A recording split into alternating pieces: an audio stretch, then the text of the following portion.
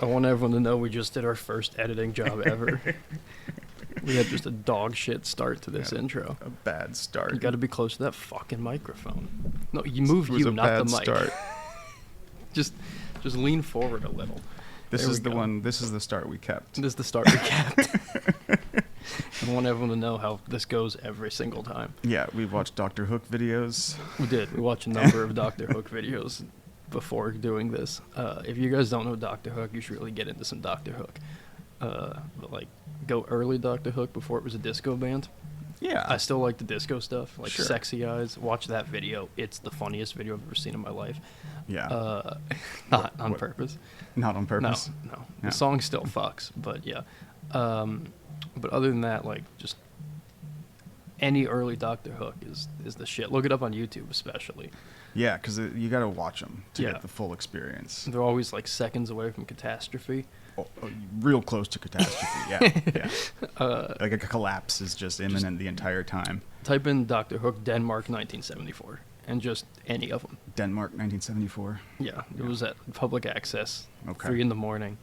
Isn't there one on Shel Silverstein's boat? That's awesome. Yeah, Yeah. I like- Also look up Dr. Hook Shel Silverstein Houseboat. I like They're that getting one. progressively higher on acid. If you watch the right videos, you can see many of the band members' dicks.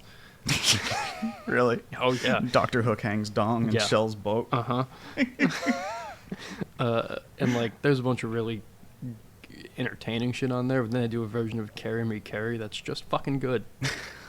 I don't know. They're all on acid. It's good. Dr. Hook is really good. You should check it out. We're here to talk about Dr. Hook. No, we're not. What? You're right. We're here to talk about something else. We're here to talk about Chateau Marmont. You didn't even say that right. No. Marmont. Marmont. Marmont.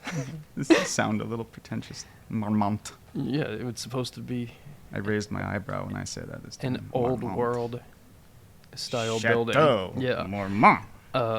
But before we get there, Right. let's make some recommendations. Some normal recommendations. Yeah, Sam shot down my recommendation for today. I'm going to recommend a movie first. So am I. I'm going to recommend Hardcore by Paul Schrader, starring George C. Scott, Susan Hovey, and Peter Boyle. Okay. It's 1979. Paul Schrader's the guy that wrote Taxi Driver. Yeah, he's an intense fellow. He also did. We almost got him for the show, and then there were some allegations that blew Yeah. that in the. Yeah. Anyway, Yeah. Can't. he Yeah. also made Rolling Thunder He made some and great a movies. number of other really good movies. And First Reformed. He made First Reformed. So made a lot of he's shit. made stuff back in the 70s that was great, and he's made stuff. When did that movie come out? Through the 2000s. Yeah. He also did the Mashiach, A Life in 4 Chapters. Oh yeah, I've never seen that, but It's an undertaking of a movie to make. you make it sound very fascinating. But Hardcore is essentially George C. Scott is it's an autobiographical to a point Okay. version of Paul Schrader's life because he grew up a Dutch Calvinist Right. in the Midwest, and it changed. He's a troubled man. Yeah, watch his movies. You seen Taxi Driver, right? He wrote it. Yeah, he's. He's the guy that wrote that movie. So I'm not vouching for him as a human, just an artist. But it's George C. Scott is a Dutch Calvinist whose daughter disappears on a trip to Disneyland. Is that the one in California? Epcot Center, Disneyland, one of those. It's not Disney World, is it? And I don't know. I don't know. Either way, it's the Disney in LA. She disappears. And he, can't find her. There's no real explanation for it. Peter Boyle's a private eye he hires to find her. He finds her in a low budget porn tape. Oh, that sounds. And then George C. Scott goes on a hunt through the Los Angeles underworld As you'd expect. to go find her. Okay. It's an incredibly good movie. Yeah. The ending is a little bit of a mess. Okay. It is not Paul Schrader's fault. It was going to end differently. And then the studios were like, because it was 1979, not 1973, the studios were like, it has to have a happy ending. Yeah. Thanks. And Star Wars. as Tarantino talked about writing him about the movie, and he was like, I got to be honest with you, Paul, I love the movie. I don't like that ending. Right. And Paul Schrader wrote back, you don't hate it as much as I do. Sure.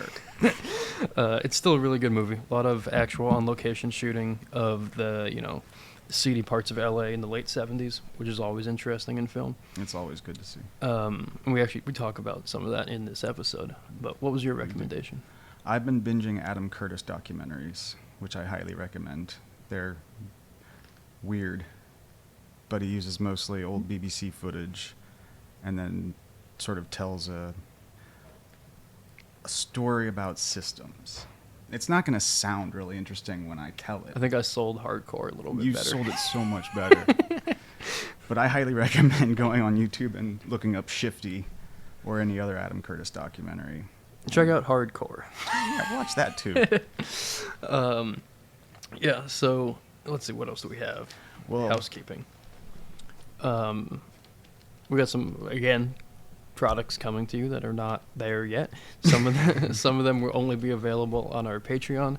So, get in on that. But also, in general, get in on our Patreon because we post a lot of shit on Instagram. And we post the actual shit on Patreon, the uncensored stuff. We're not doing all these shoots for no reason. You can find that link in our Instagram bio. Yeah. It's I also post my rantings about the Manson case on there. A little behind the veil. Yeah, just had a long piece on Son of Sam, which will come up. All right. Not in this episode. Not in this episode. This episode is with, oh no. Shawn Levy. Levy, thank you. I was like, it's one way or the other. It's Levy. Okay. Sure. I was like, he definitely told us it was one. I got fucking scared just now. I saw that. It's with Shawn Levy. I found out about him originally through a number of books that he wrote, which is, I guess, the way people would find out about him because he's an author. He's written a lot. But this was a while ago. He had like a De Niro book, a Paul Newman book, a Jerry Lewis book, a Rat Pat book, a number of very interesting showbiz books. He recently put out a Clint Eastwood biography. I've heard that's quite good. I would recommend that. We talk a bit about Clint in this episode. We do. So, we all wanted to, I think. Yeah. So, we got him in there. But one of his books that came out, I believe, like 7-8 years ago is called Castle on Sunset, and it is about the Chateau Marmont. Chateau Marmont. In Sunset Boulevard. So I heard a sound. I'm like a cat. Ducked hard on that one. It's about the Chateau Marmont. But we go through, in this episode, essentially the history of the Sunset Boulevard. Right. Between its foundation, when it was a super lawless, unpaved nothing land in between two different jurisdictions. Until time. What it is now, which is dead. But in between those two, there's a lot of interesting stuff that went down there. Yeah, it's rife with history. And we focus on a number of things, but we do talk a bunch about what was going on in the hotel and also the Sunset area in general between the 50s and 60s. Mm-hmm. And the story, I learned something new about the riots. Yeah. But I'm not going to disclose it. But the reason that they went down from a business point of view was interesting to me. I did not know that. Yeah. So yeah, man. I mean, we talk about film. We talk about a whole number of things. He's a smart guy. And he's also writing a book on David Lynch right now. It'll be out next year. So I'm sure a number of people will be real stoked on that too. Yeah.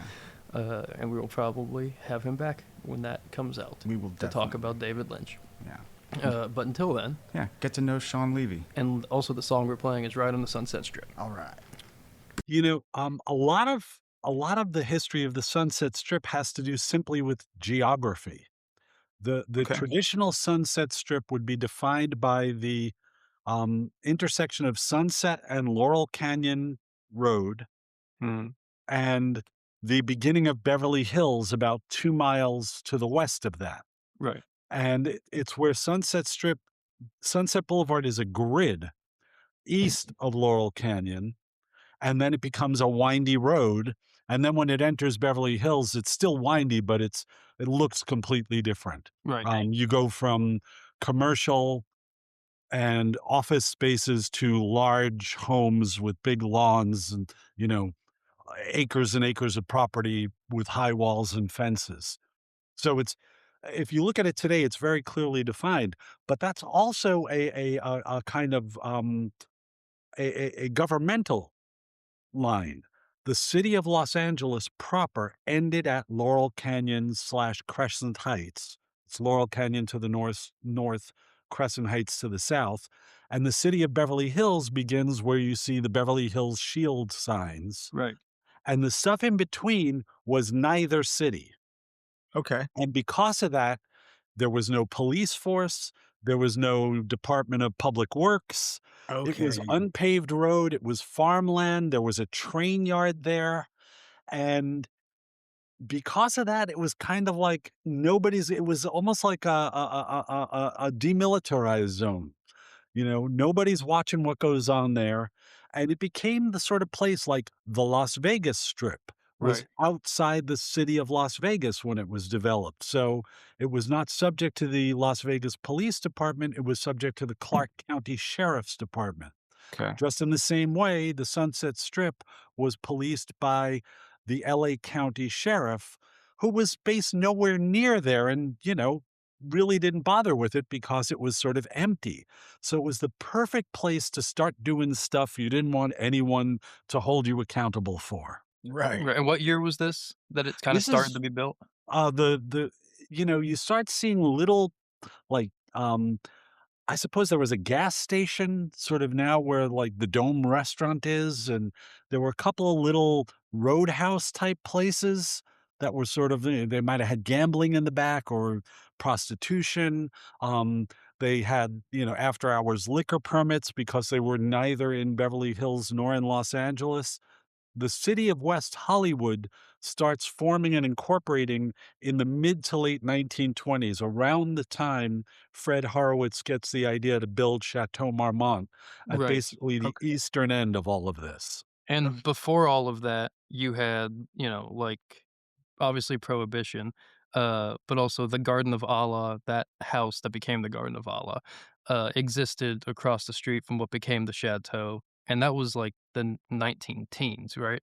Right. Um, Alla Nazmatova was a Russian actress, big in silent films. She never crossed over into talking films, and she had an estate, and as her career started to wane, she developed the estate into a set of bungalows around a swimming pool that was in the shape of the Black Sea near where she grew up.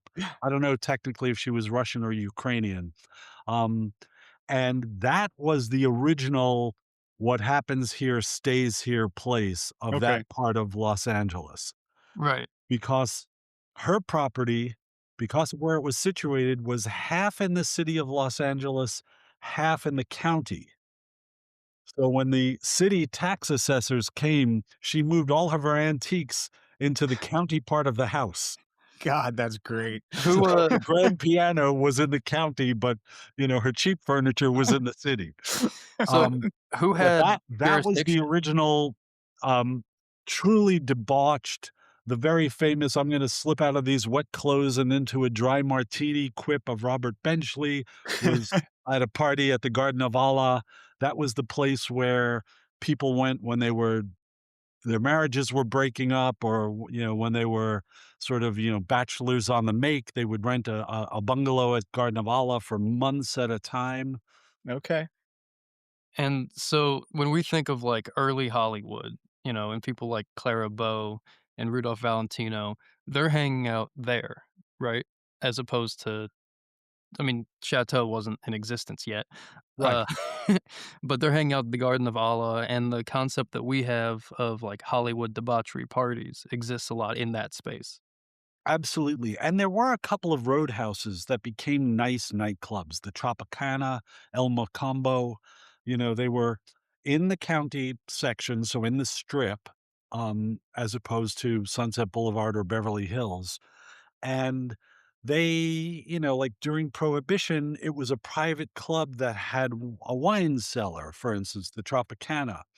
Um, so they could get around the laws. Of course, there were payoffs, Right. Sure. there would be, raids for show saying, "Oh, we're cracking down on crime. We arrested two people at carrying a bottle of whiskey." Meanwhile, it's a sort of shocked. I'm shocked that there's gambling going on here. It was that Right, sort of right. situation. Um, So, it was getting this reputation by the mid-20s. You had Garden you had these couple of other places. They were, if you knew, you knew. They were sort of private. Not anybody could walk in there. Not just anybody could walk in, and they were, it didn't even have a reputation. Like, Okay. these places existed, but they were really sort of for the people who knew about them, they were after hours types places, and they were, the press was very cooperative.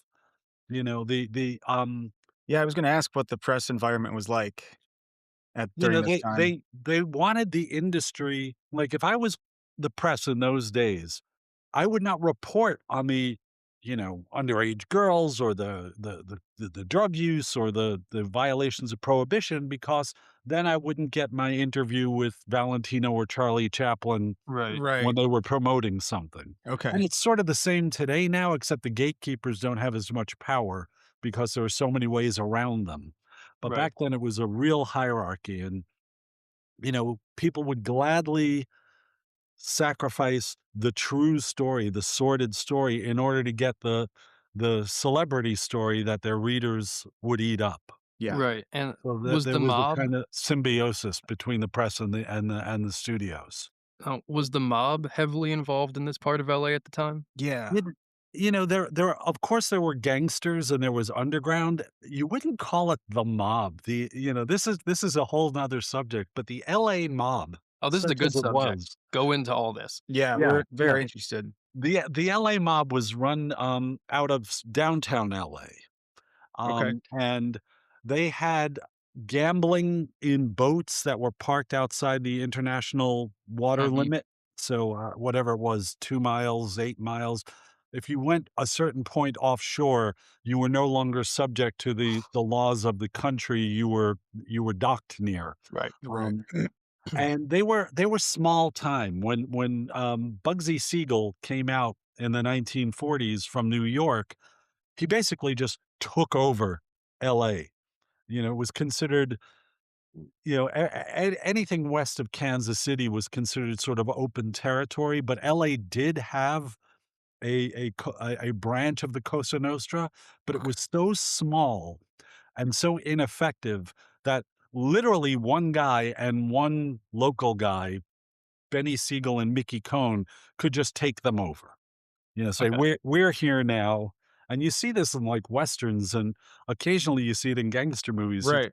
But they literally called the back east, the LA gangsters were known as the Mickey Mouse Mob. And they, by the national organization of organized crime, gave them the right to Southern Nevada, but when Benny Siegel decided he was going to Las Vegas, those guys were cut out entirely. Right, and then he ended up dead. So, yeah, so right. But he was dead basically because, the bosses back east couldn't control him, and they said, "Oh, he built something good, but if we keep him around, it's gonna be a headache dealing with him." Saw a Right. movie Um, about that. It the seems So it just seems like a lot of times, like even with the foundation of LA in general and the movie industry, is it's so far removed from New York and the East Coast, right? That if you go out there in like with Vitagraph, you can make a company, dissolve the company before Edison gets wise to you using his stuff. Exactly. You know? And it seems Yeah. like LA in a lot of ways continue I mean, it's less now because of, the internet where everyone's connected and, flights and all that. But it seems that a lot of LA is based on we're so far away that we can get away with whatever we want. By the Yeah, time and you could anybody reinvent yourself. I mean, it goes to the pioneer days. People would we were talking about Clint Eastwood earlier. At the end of Unforgiven, we learned that William Money, people say Right. he went to San Francisco and became a merchant.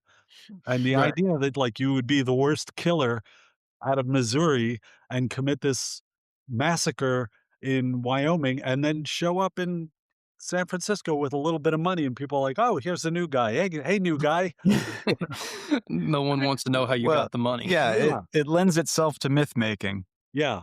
Well, And it really is far away. Even in the 20s and 30s, we're still talking about before air travel, before, um, cross-country telephone and, wireless communication was possible, these people were really living in it might have been another nation. I mean, it's farther than some other nations. Yeah. Like, Yeah. if you go to Europe, you can get to a lot of countries between Oh, I even know. Kentucky and LA. Now, I'm curious before we get back to the Strip, what effect did Howard Hughes have on Los Angeles during this time? Well, Hughes comes in the 30s and 40s, Right, really makes his name. He starts making movies toward in the 1930s, and, he's a curious customer because he's like a lone wolf. And he could change on a dime. He could wake up one day and say, "I'm going into the movie business," and he had enough money and right. enough gumption to do it. Um, but he also only he could operate in that way. So he's kind of like an exception to everything. He is there, he does things, but then he decides, "The hell with the movie business, I'm buying all of Las Vegas." And then And he does starts that. in the 1960s acquiring, multiple properties in Las Vegas. Um, so he's kind of, um there's always a story, and then Howard Hughes, he's like a sidebar, Okay. running alongside things at the same time. The things he did were so impossible for anyone else that they weren't really trends.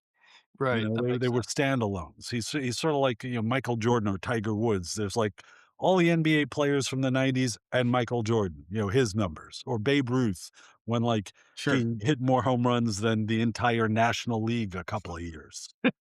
Like, my understanding of Hughes kind of is like that, where I read a Los Angeles story, history, whatever, right?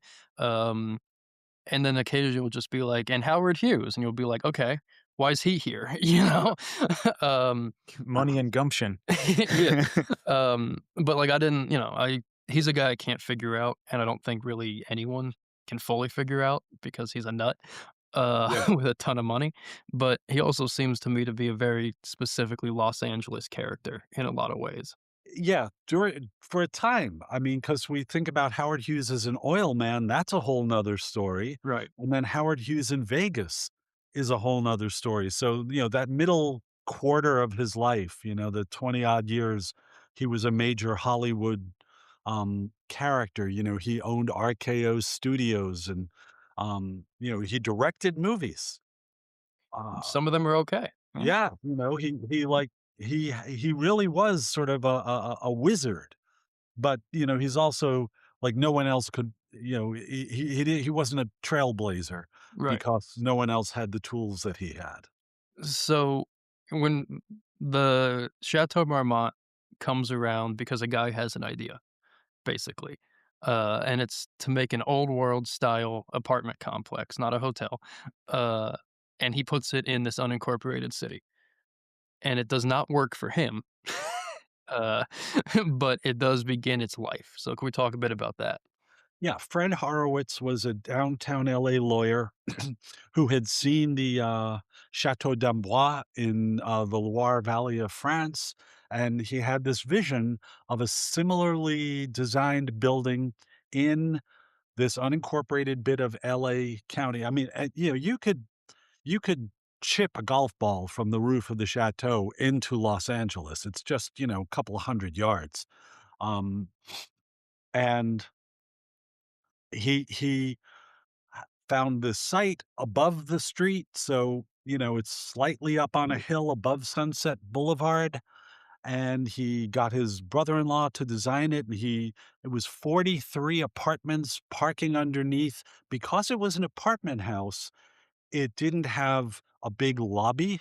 Mhm. It didn't have a restaurant. There was a restaurant, there was a kitchen that provided, like, if you were living there, if you were renting or owned an apartment there, you would be able to ask the kitchen to prepare you were having a dinner party for 6 people, so they could, you could hire them to do that.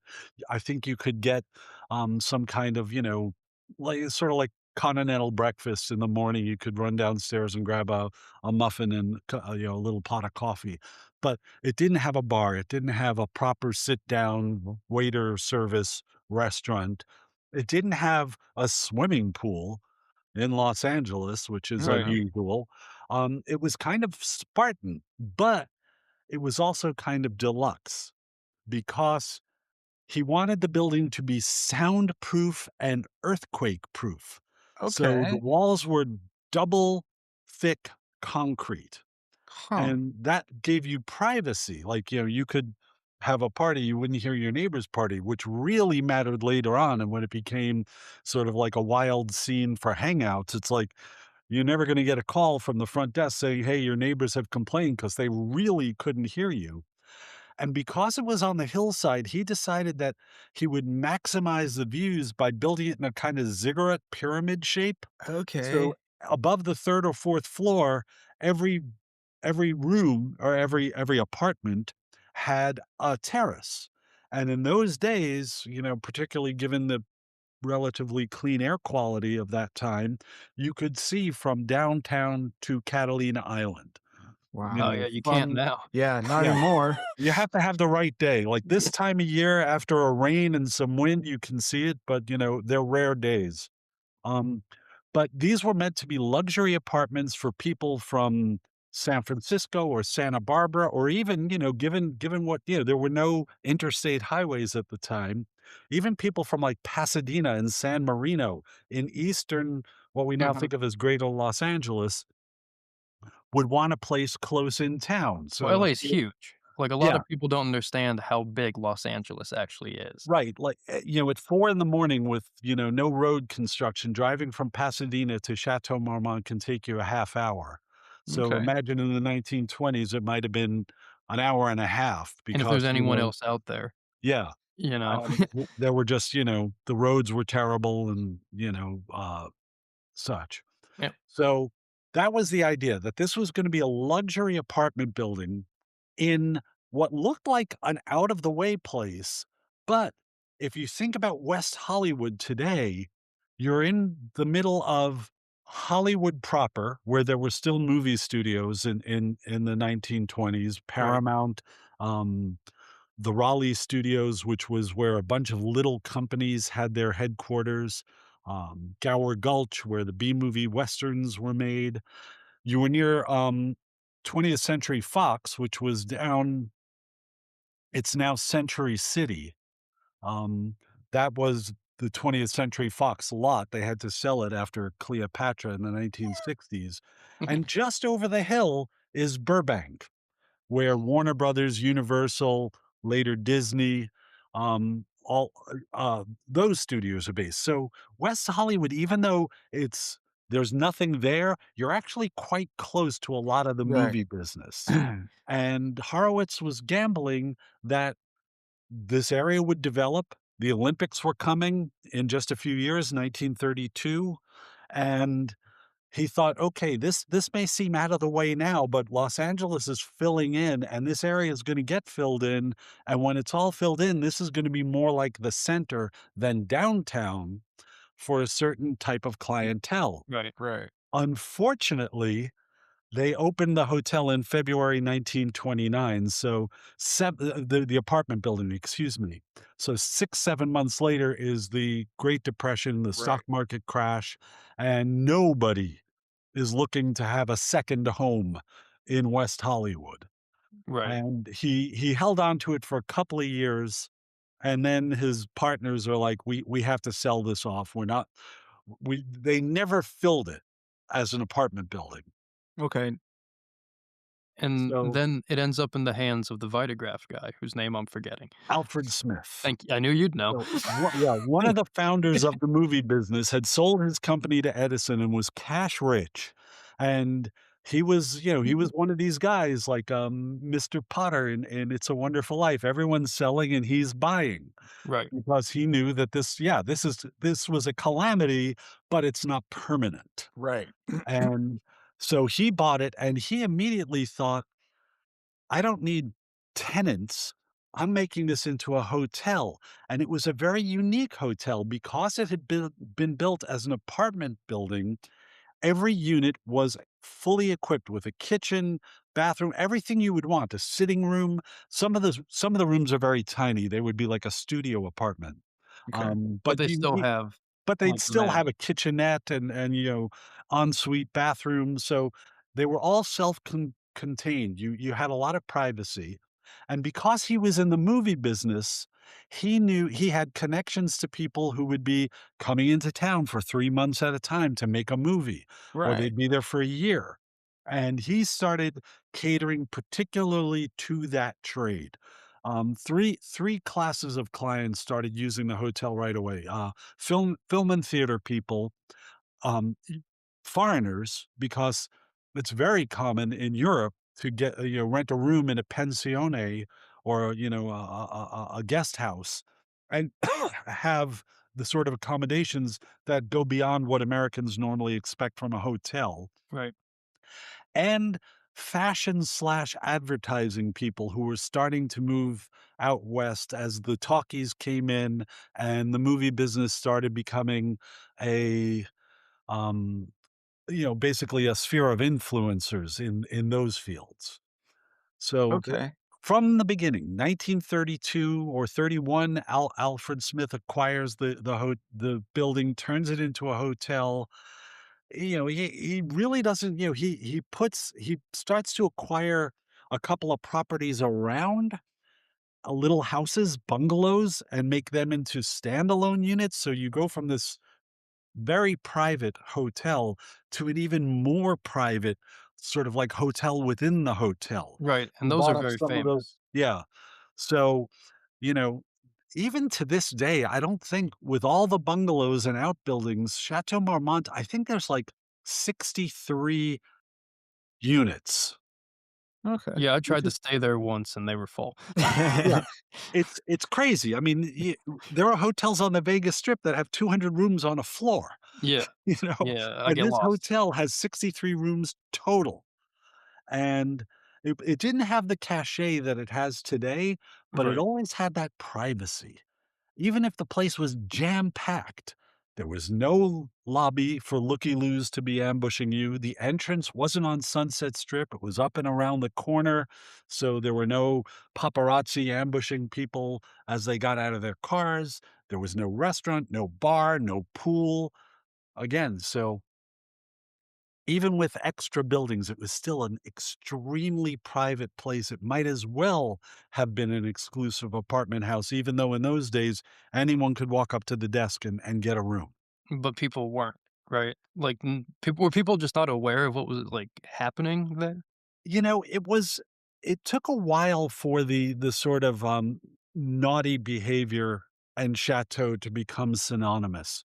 In the '30s, very famously, Harry Cohn, who ran Columbia Pictures, told his actors, "If you wanna be seen, go to the Beverly Hills Hotel. If you don't wanna be seen, go to Chateau Marmont." And, he was talking about being in a liaison of some Right. sort. You might have been a married actor and you met someone and, "This is where we're gonna shack up. Nowhere where anyone could see us." Because it's an apartment building, you park your car in the garage, you get in the elevator, you go up to your room. You don't have to see anyone, And no you one's in know? the And the garage. elevators are tiny, it's a s for it's shocking how small scale the place is. So it's intimate and it's sort of organically acquired that reputation as a place to get away and have your trysts or just be alone. Yes. And again, very central so that like if you and your spouse were in some kind of beef and it was, you had to leave for a little while, it was a place where you could go and cool off and, you would be at work the next day and nobody would be any wiser because you were right in the neighborhood. And it's not like, oh, so and so, I saw them at the Beverly Right, Wilshire, right. and but it didn't have the accommodations where people could bump into you. So Because if you parked in the garage, you could be on the 6th floor, and even the front desk wouldn't know you were there. so Hmm. what's going on in the surrounding area once it goes from, like, the '30s, '40s? How does the Strip look at this time? Well, with the end of prohibition, the roadhouses that were in place on the Sunset Strip that were sort of the naughty, don't tell type places became glamorous.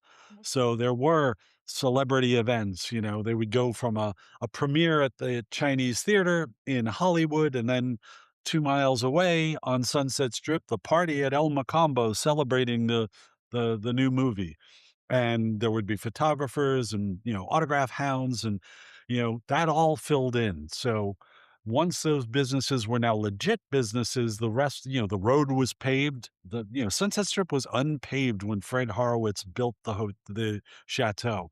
Um, so now it was an uninterrupted paved road from East Los Angeles to West Los Angeles to the entrance to Beverly Hills. It filled in with commercial businesses, restaurants, um, 24-hour diner type places, Yeah. Ben Frank's, pardon me, a which lasted until I saw Ben Frank's. I lived in Southern California from the 80s to the 90s, and I worked in Hollywood, and Ben Frank's was still in business, and it had probably opened in the 30s or around World War II, I would say. So late 30s, early 40s. And it became a place filled with nightlife.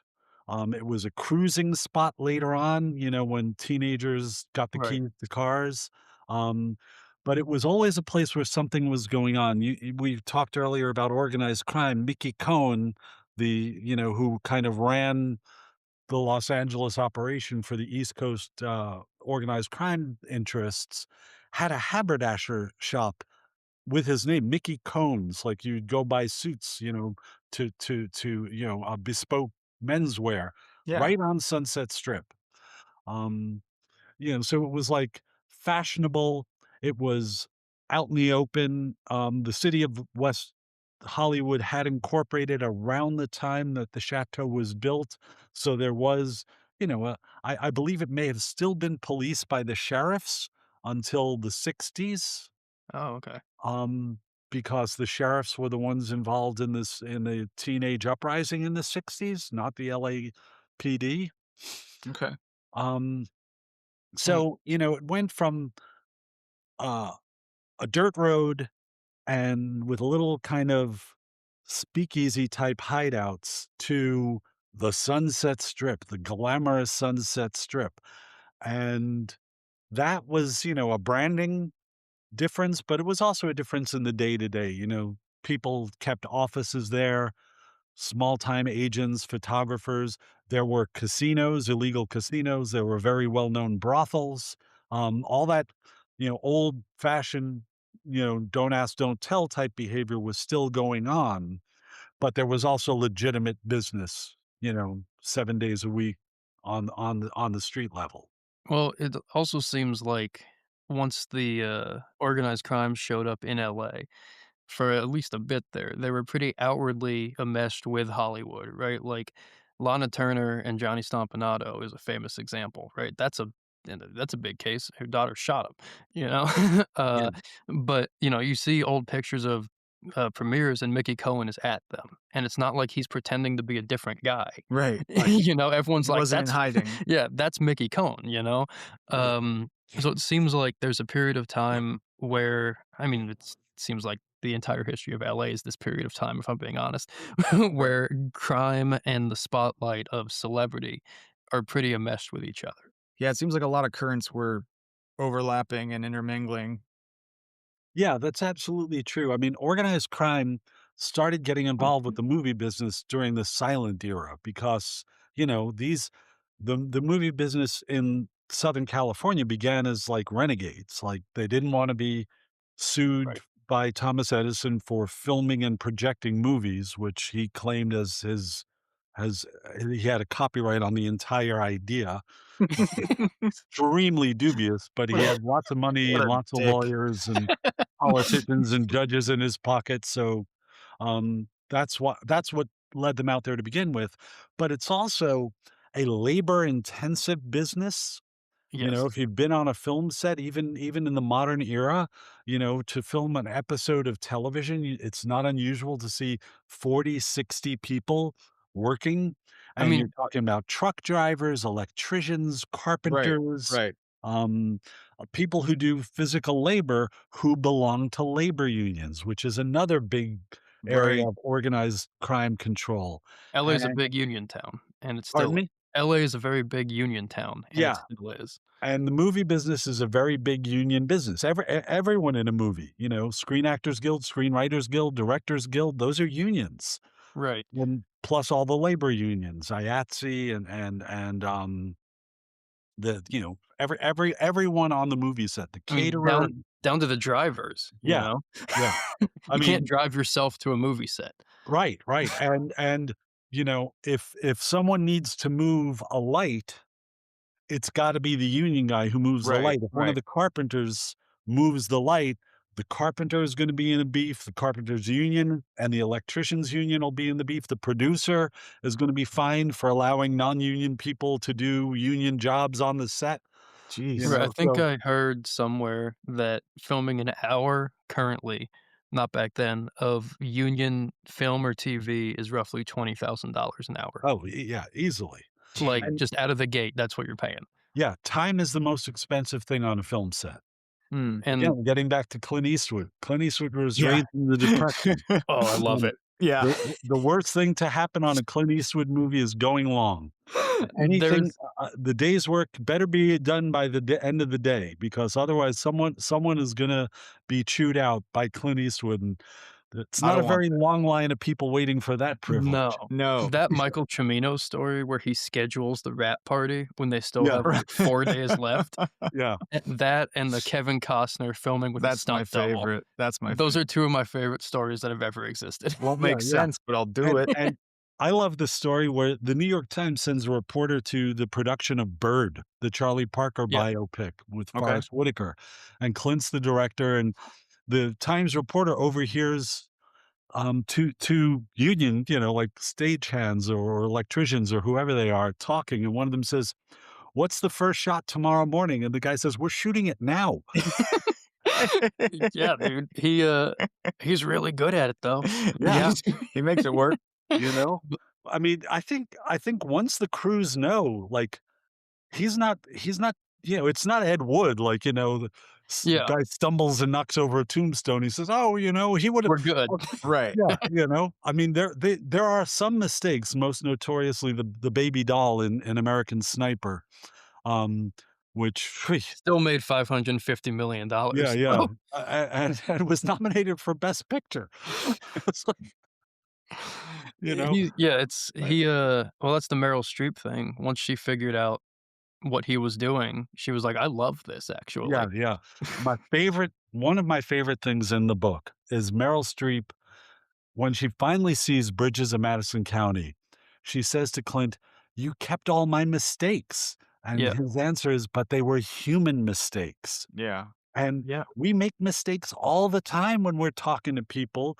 And if there's a mistake on a movie set, so often they'll just say, "Oh, I'm sorry, I blew it." And that's the stuff you want. Yeah, it's what And makes it, like, and the crew and the real. cast have to really trust the director to know, "Okay, it's good that I did that. Just keep going."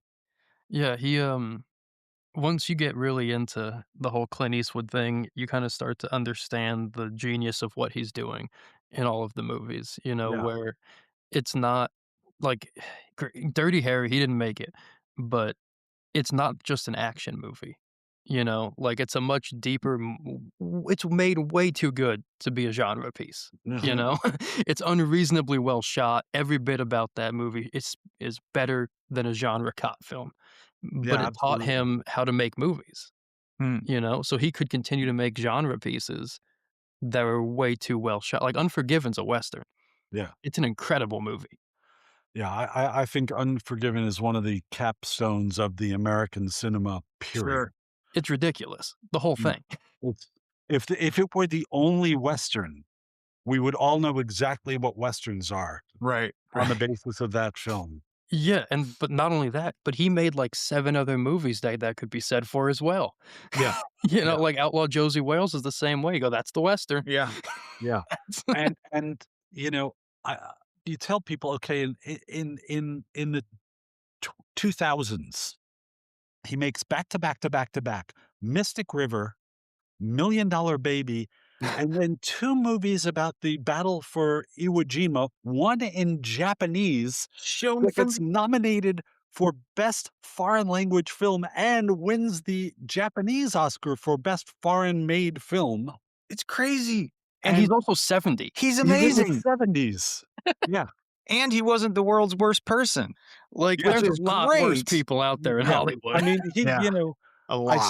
say in the introduction to the Clint Eastwood bio, I'm glad I wasn't a woman in his life, and I'm Sure. glad I wasn't an employee who disappointed him. Right, but they're adult women, and that's Right. much different than a lot of Hollywood. Yes, yes, yes. And he I've written books about Paul Newman, Robert De Niro, Jerry Lewis, Clint Eastwood. I'm working on a book about David Lynch.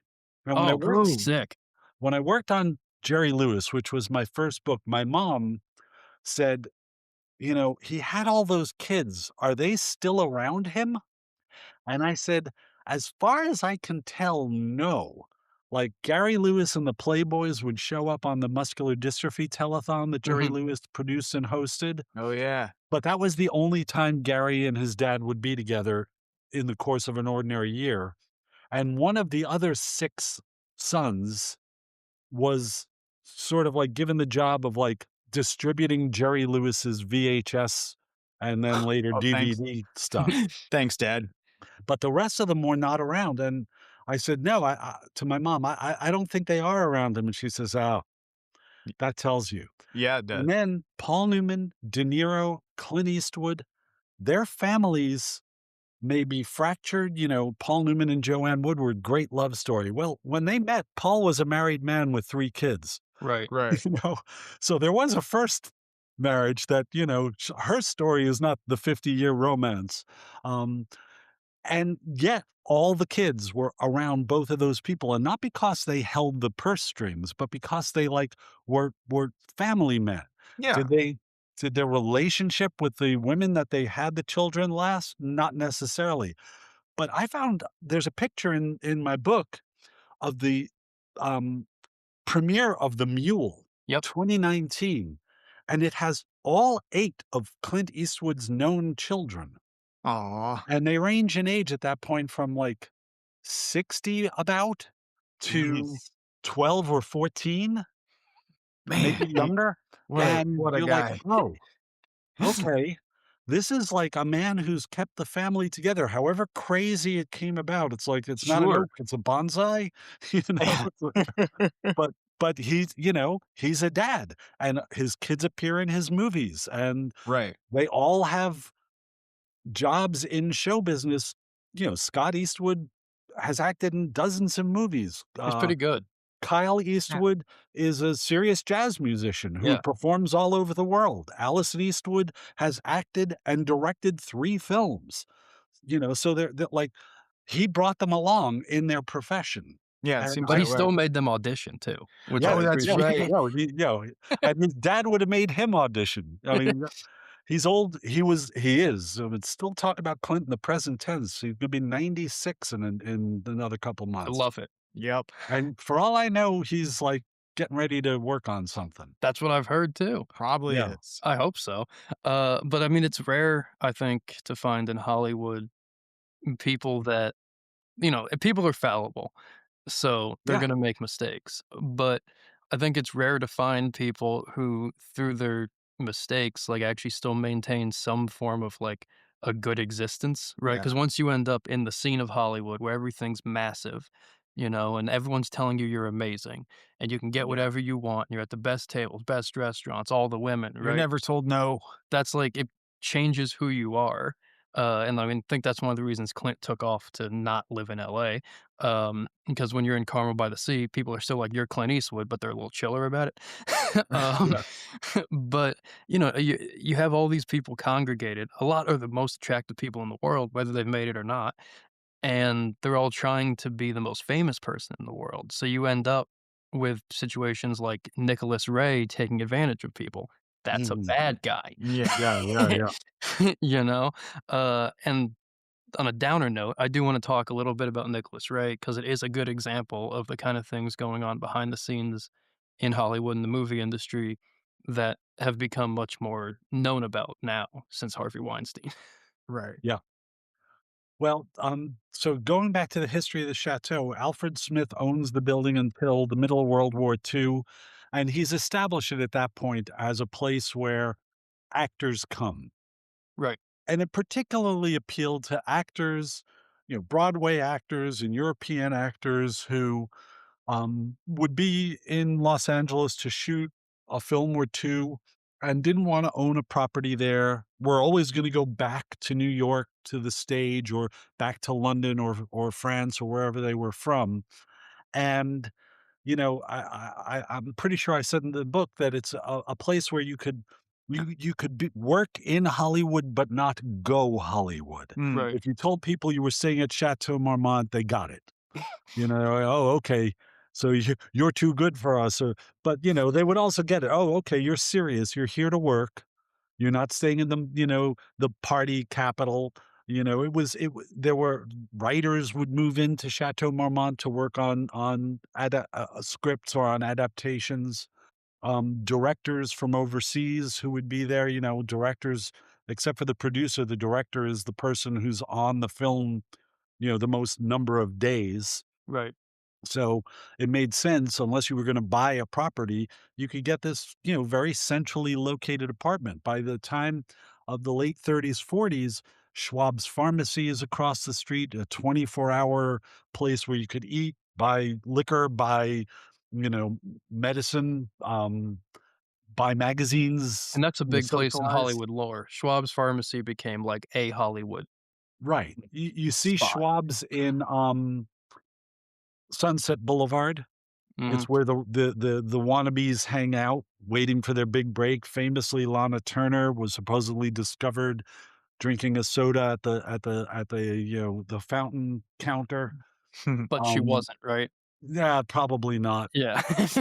But, Schwab's, was you people would call, literally across the street, maybe directly across and then, like, the corner, so on the same block as Chateau Marmont, and people would call from the hotel and have stuff delivered. This is well before Pink Dot or DoorDash, Right. you could get a pack of cigarettes, some candy bars, and 2/5 of rye delivered to your door, or, aspirin and, big, Two condoms fifths or rye. whatever whatever you needed. And there were like, these guys would, like, bicycle or drive the stuff across the street. So, it became, like, part of the Hollywood, um, architecture, like, people knew it Yeah. was there, but it was not known to civilians, and it was, off to the side. There were more glamorous hotels further down. It's just a mile or three to the Beverly Hills Hotel on Sunset. It's the Roosevelt Hotel in Hollywood proper, the Coconut Grove at the Ambassador. Those are closer to downtown, but there were bigger hotels, the Beverly Wilshire, um, and again, physically bigger, but also reputationally bigger. Yeah.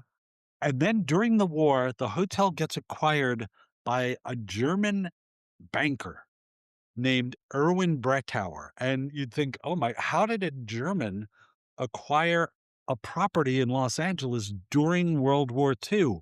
Eh, And the answer is Erwin Brettauer was a German Jew who saw the Nazis coming to power, moved his family's banking business to Switzerland, and literally funded the guy who ran against Hitler in 1933. Okay. So you talk about a guy with anti-fascist cred.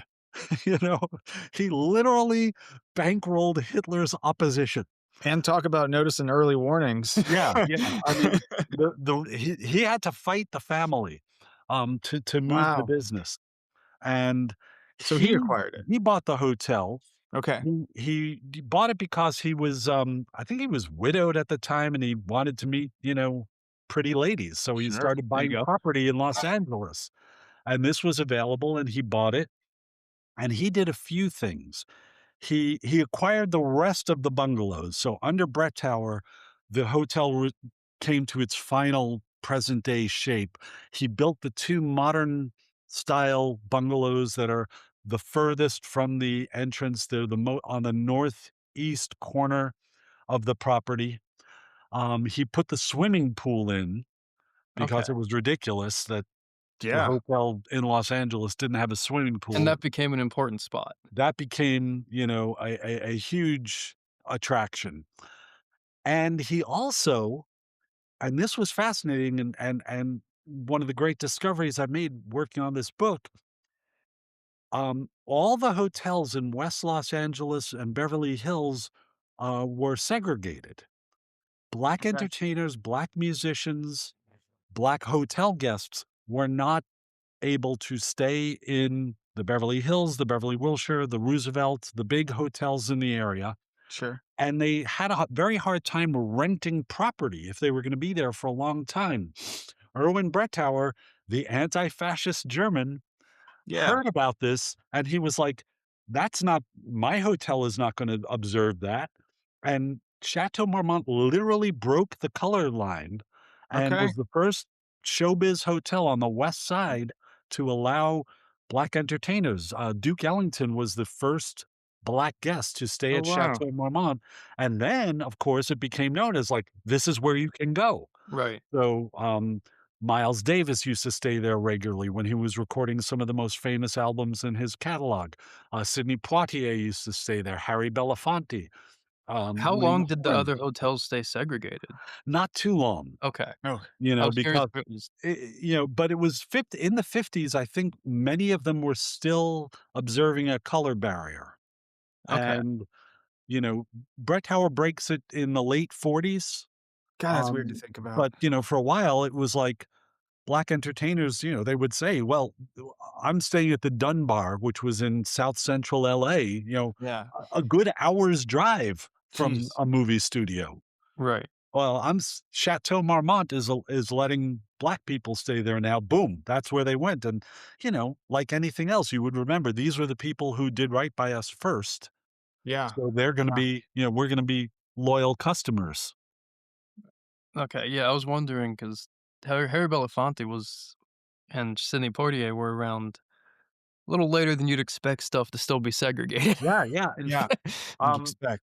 You know, uh, this book I wrote at a time when you started getting these technologies where you could go to PDFs of the entire history of the New York Times or the LA Times and search for a phrase. Right.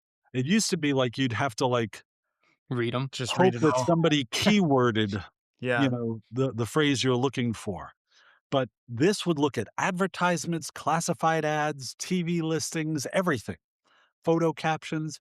And Chateau Marmont, one of the first times it appears in the New York Times is Sidney Poitier saying, I I came out to Los Angeles trying to make a movie and bring my family with me, and no one would rent me a house, and I couldn't stay in a hotel, and the only place we could stay was Chateau Marmont, and we took 3 suites on the same floor Yeah. for myself and my wife and my kids and some family and household staff, and it was the only place we could stay, and this is like 1959, 1960, Yeah, Wow. that's what I would have assumed. Jeez. Yeah, so and but y it was still so obscure that around that same time, I found an article in the LA Times, the Los Angeles Times, where Helen Hayes, the great actress, was coming to Los Angeles to perform on stage. She mainly lived in New York, and she would be staying at, according to the paper, she was staying at Chateau Marmont, quote, "a hotel on the eastern edge of the Sunset Strip favored by show business personalities." Oh, wow. Even people in Los Angeles in the 60s needed to be told what that building was.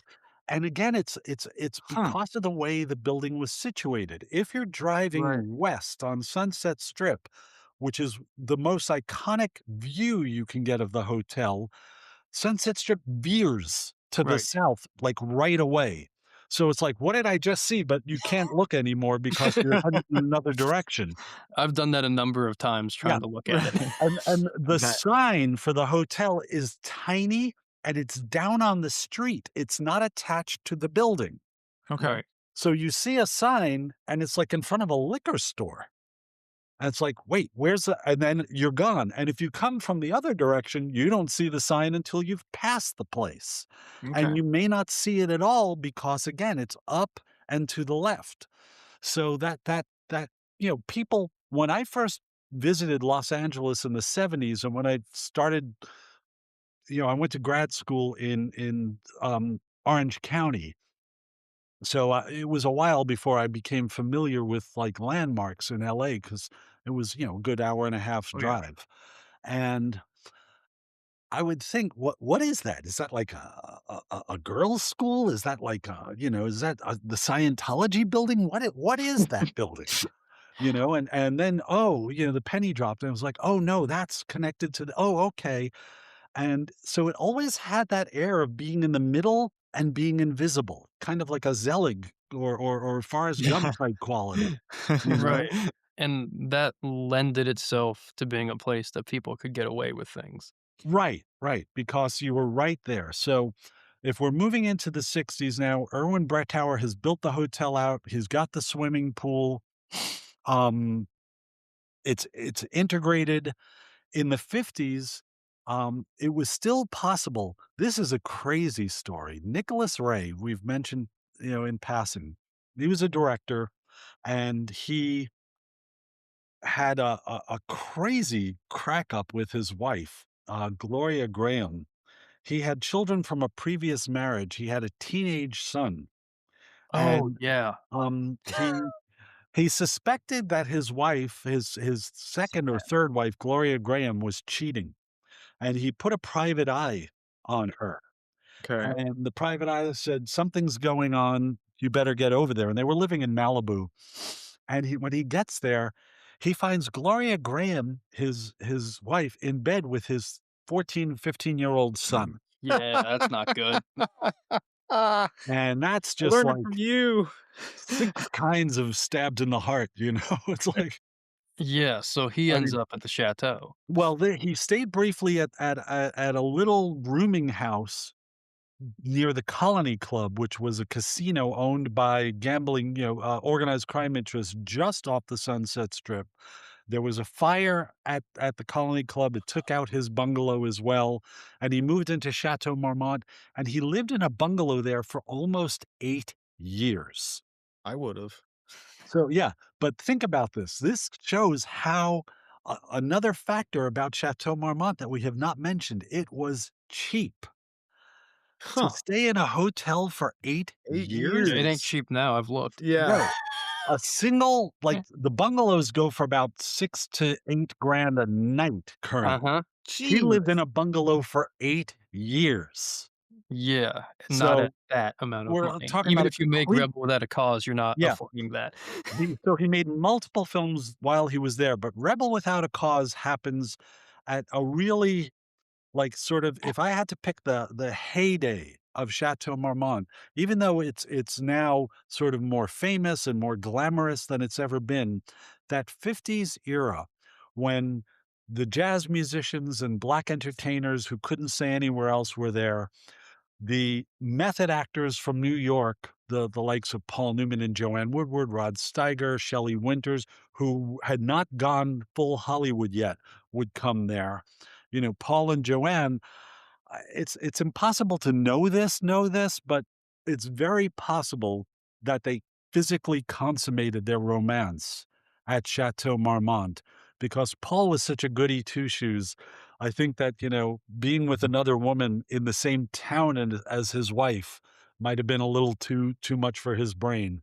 Oh, Um, so, Not good enough to not do it, but yeah. right. let's go somewhere else. But, Find a it's nice like we're place. out of we're out of town, it's okay, no one's gonna see us, and again, it was at Chateau Marmont, so, really no one was gonna see him.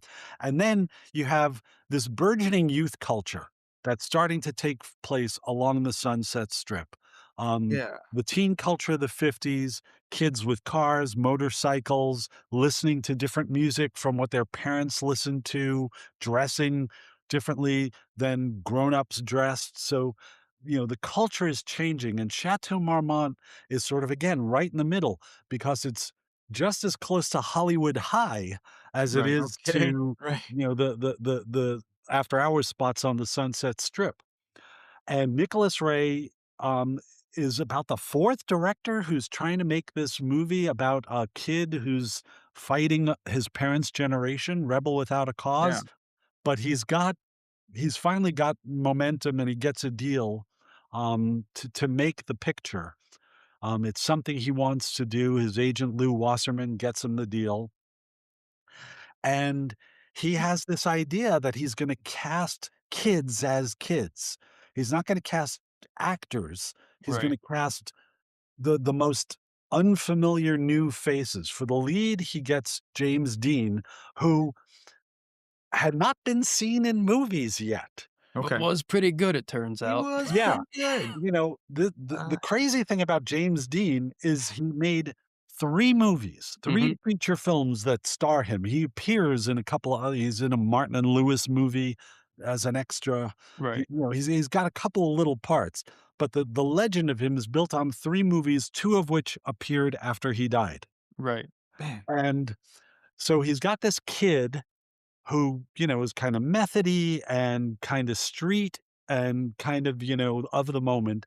And he starts throwing parties where his older bohemian Hollywood friends, the filmmakers who are not so much studio, that we would think of them today as indie filmmakers and more in the Tarantino mold than in the, sort of Ron Spielberg. Howard mold. Yeah.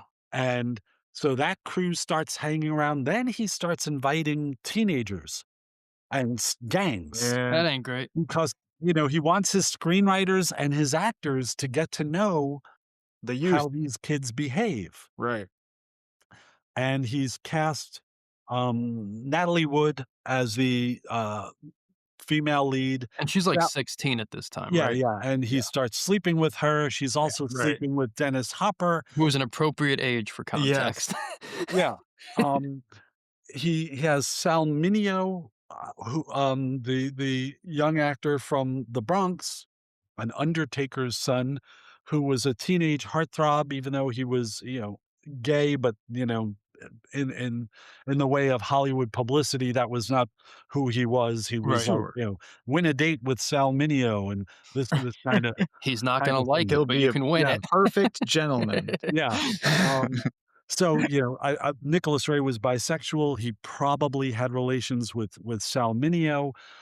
It was this sort of tinderbox of hormones and outre behavior, but there would be these all day into the night weekend parties with bongos and reefer and, jugs of wine and they were developing this movie together. And it was it was impossible to imagine happening anywhere else because of the serendipity of it being a Yeah. public/private environment. Right. Like, if kids started showing up at a house in the Hollywood Hills the way kids could show up at Chateau Marmont, maybe the neighbors would have called the cops. Um, you know, it would have had a different shape, but here you have this swimming pool, you have this bungalow, people coming in and out. Anyone could walk in. I mean, until I don't know, maybe until COVID, you could walk into the lobby of Chateau Marmont off the street. I was there promoting the book in 2019, and I just walked in. Nobody asked who I was, you know? And, for the years when I was working in Los Angeles as an entertainment reporter, you could just walk right in. But Um, people weren't that uh, much? pardon? Like reporters and paparazzi weren't walking in that much Yeah, then? or they're just given I mean, space. if they were, they weren't. It's hard to find candids of Mhm. people at that pool. And Yeah, it is. again, still into the '60s, into the '90s, there's still no restaurant, no bar, Yeah. no lobby. There's like a little sitting area. Right. If you go into the place now, you walk through a lobby that didn't used to be there, and the lobby is used to be the offices, Okay. and they were behind the reception desk. So the area that's now the lounge where you can sit and order coffee or a drink and, chat with someone did not exist. The restaurant was the front door. Okay. So where people are congregating now to eat, and it's a small restaurant still, um, that didn't exist. There were tables out there, like you could bring your coffee outside, but there was no Yeah. one serving you. And the bar, there was no bar. So I'm thinking the bar now is a tiny little thing. When you walk in, it's on your left, but it was like it was part of the entrance. It might have been the way back to the catering area, the little kitchen area. So, like, the Mm. pool and then I guess bungalows, but the pool, because it was open to everyone, became the only place that people could congregate. Right. And, you're talking about a swimming pool in a bohemian hotel in Los Angeles in the 1950s. Sounds fun. Um, One of the great, untold stories is Tab Hunter, another closeted, heartthrob actor of the 50s, had a several-year relationship with Anthony Perkins, Mhm. another closeted actor of the Yeah. time. Tony Perkins was a New York actor who came to LA and lived at Chateau Marmont for the first several films he made. And Tab Hunter used to stop at Chateau after he was horseback riding. And he would go there and take a dip and cool off and, mingle. And that's how they met at the pool at Chateau Marmont casually. And Um, that was you know, common. so it was a hookup spot, But among other things. it wasn't like a notorious seedy hookup spot. Y It sounds like just a Yeah. really cool, rare spot where Ex stuff happened but didn't get too out of hand at this point. Like Exactly, and, it did again, like, there was no restaurant, no bar, so it's not like you could go and buy a drink and then sort of, like, yeah. mingle, like, if you were there and you didn't belong, everyone would know, Yeah, it because there seems was very hardly domestic. anybody there. Yeah.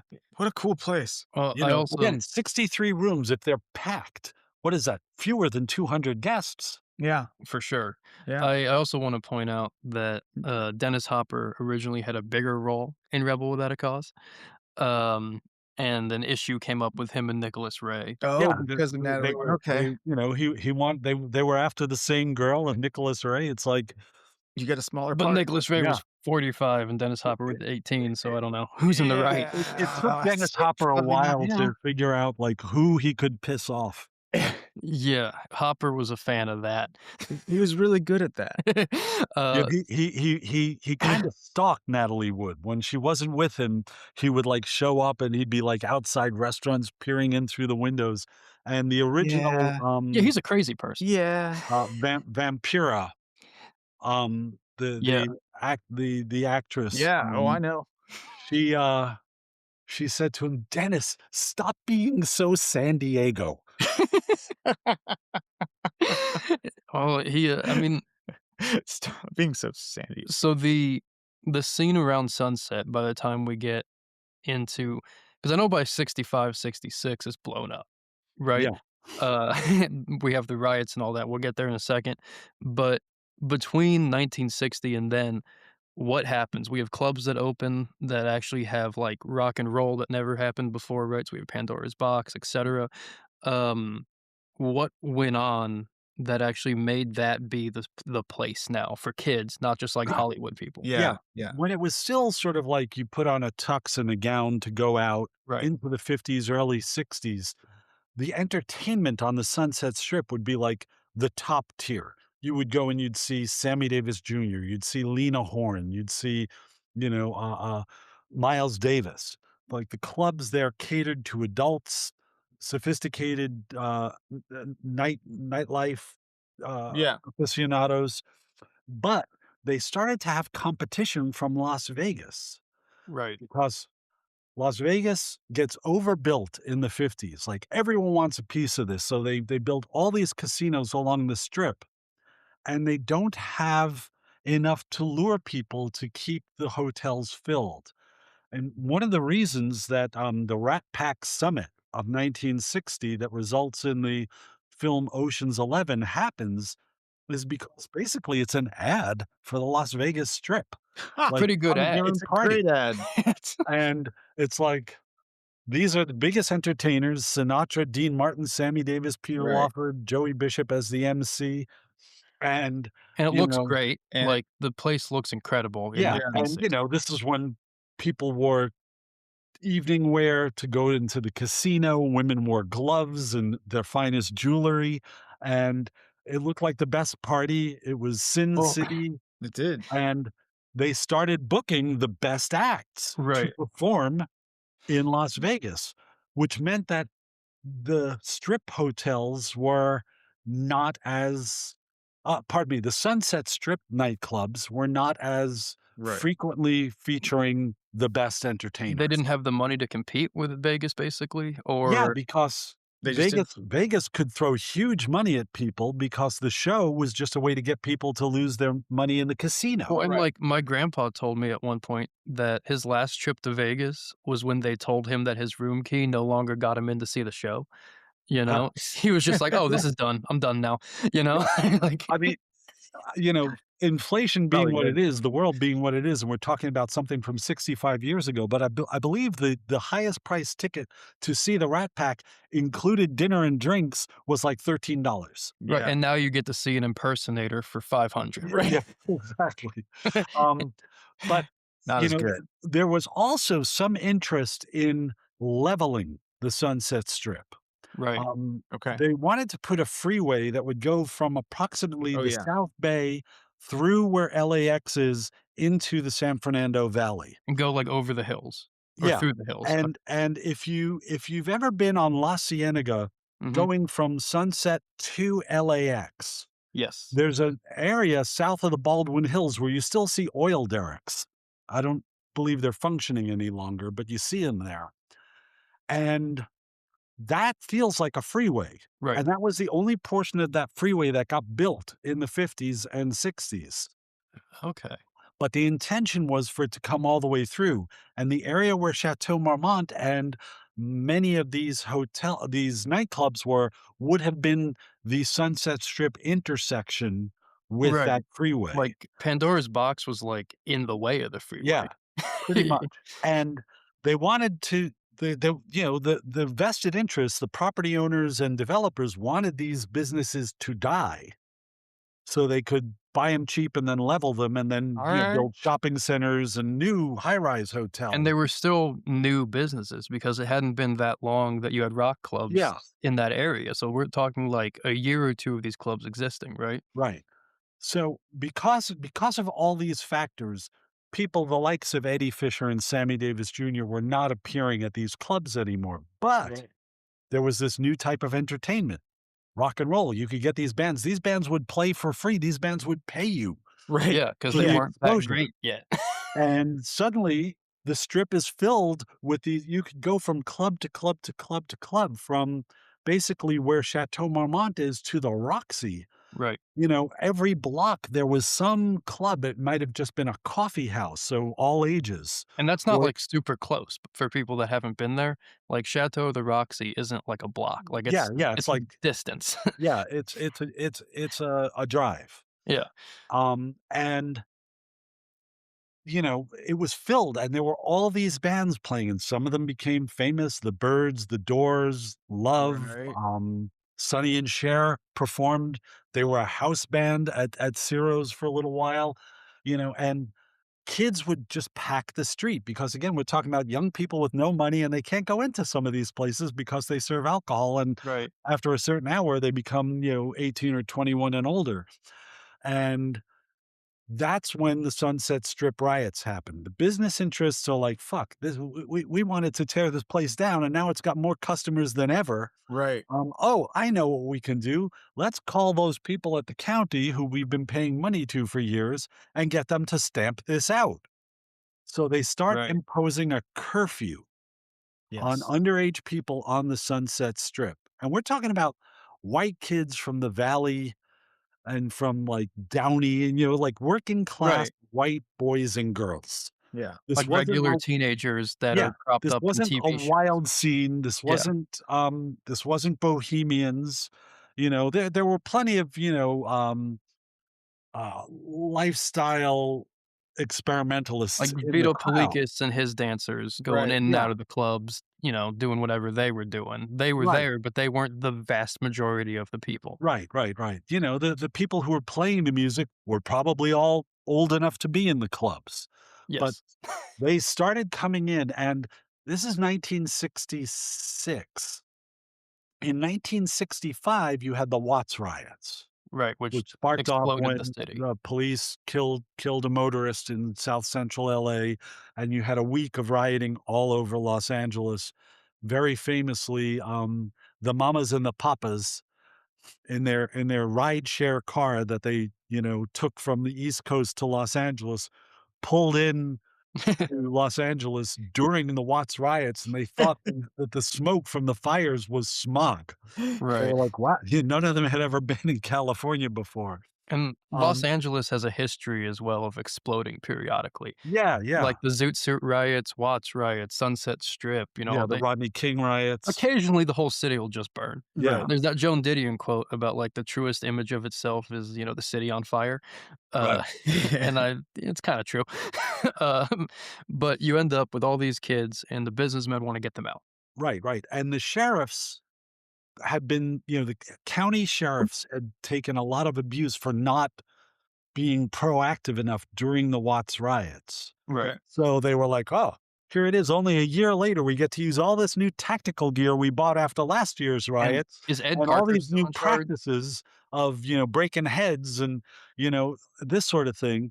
The riots actually kicked off after a fender bender, and then people spilled into the streets. I mean, often the spark is something trivial like that. Sure. Right. And there was some Marines up from Camp Pendleton trying to check out the scene, and one of them got rear-ended, and drunken people slapping each other around, and then it sparks, and then the cops hear, "Oh, there's a riot," and then they come in with excessive force. You're And of right. course, this was not the Watts riots, which was disenfranchised black and brown people. This was kids from the valley, and these cops are coming in with a very heavy hand. And every weekend for like a month, these kids would come in bigger and bigger numbers, and the cops would respond with more and more force. And it's on the news. And this is when we wanted you to police things, we didn't mean to break our teenage daughter's head. Right. Right. And then they make movies like Ride on the Sunset Yeah. Strip, Yeah. and Which includes footage of the which is actual why it's event. interesting. Yeah, And but, you like can see the club that sparked the most activity was Pandora's Box, which was that tiny little club. It was the size of like a McDonald's. right, Um, and it was an all ages place. And it was right at the corner of Sunset and Laurel Canyon and slash Crescent Heights on a piece of land that's no longer like it's now been paved as part of the road. Um, but that happened to be right across the street from Chateau Marmont. So the people staying at Chateau Marmont would gather on their balconies, and have come over and watch the riots with us. wasn't, You like, know? Griffin Dunn one of them? Am I making that Yeah, up? Griffin Yeah, Dunn's dad, um, the writer Dominic Dunn, yeah, lived at Chateau Marmont for a while, and they had people come and visit and watch the riots. but it was And still, like but it didn't spill into the chateau. Right. It's separate, no, the right? chateau got boarded up, and Dennis Hopper was staying there at the time, and this was when he's gone from, like, looking like a leather When he went mo fully motor insane. yeah, Yeah. so now he's like a long-haired guy with a, droopy Teeth mustache, and, necklaces and stuff. Yeah, yeah. so he looks more like one of the kids in the street than like, a movie actor, and they didn't wanna let him in. But, the chateau was untouched, Okay. and again, it was right in the middle, but it's like it was invisible. And if you look at some of the riot footage, if you go to YouTube and look up Sunset Strip riots from 1966, there are a lot of times where you can see Chateau Marmont like right in the middle of the action, Right, right above everything. and While Sonny Bono is being arrested. and what is the fallout for the Strip after these riots? Well, it was an unpopular police action, So it and made the already bad opinion of police worse. yeah, well, the way the LAPD at this time, again, this is the sheriff Right. responding with LAPD reinforcements. The LAPD has Jack Webb, Dragnet, Adam Ed 12, Parker. yeah, all these, sort of, image burnishing projects in the works, but the county sheriff didn't have any of that. And they really took it on the chin. I think West Hollywood finally formed its own police force in the wake of the Okay. Sunset Strip Okay. riots. But, it's so funny. It's the '60s, and we think of the people in the streets in the '60s for civil rights and protesting the Vietnam War, and And these these kids were protesting a curfew. kids just wanted to be out. Right, and then the song becomes about Vietnam, and the song's actually just about these Right. kids, Yeah. there's something happening here. It's not about Vietnam. No, it's just It's just about literally there's something happening here. yeah, there's Yeah. something I'm not really sure on it.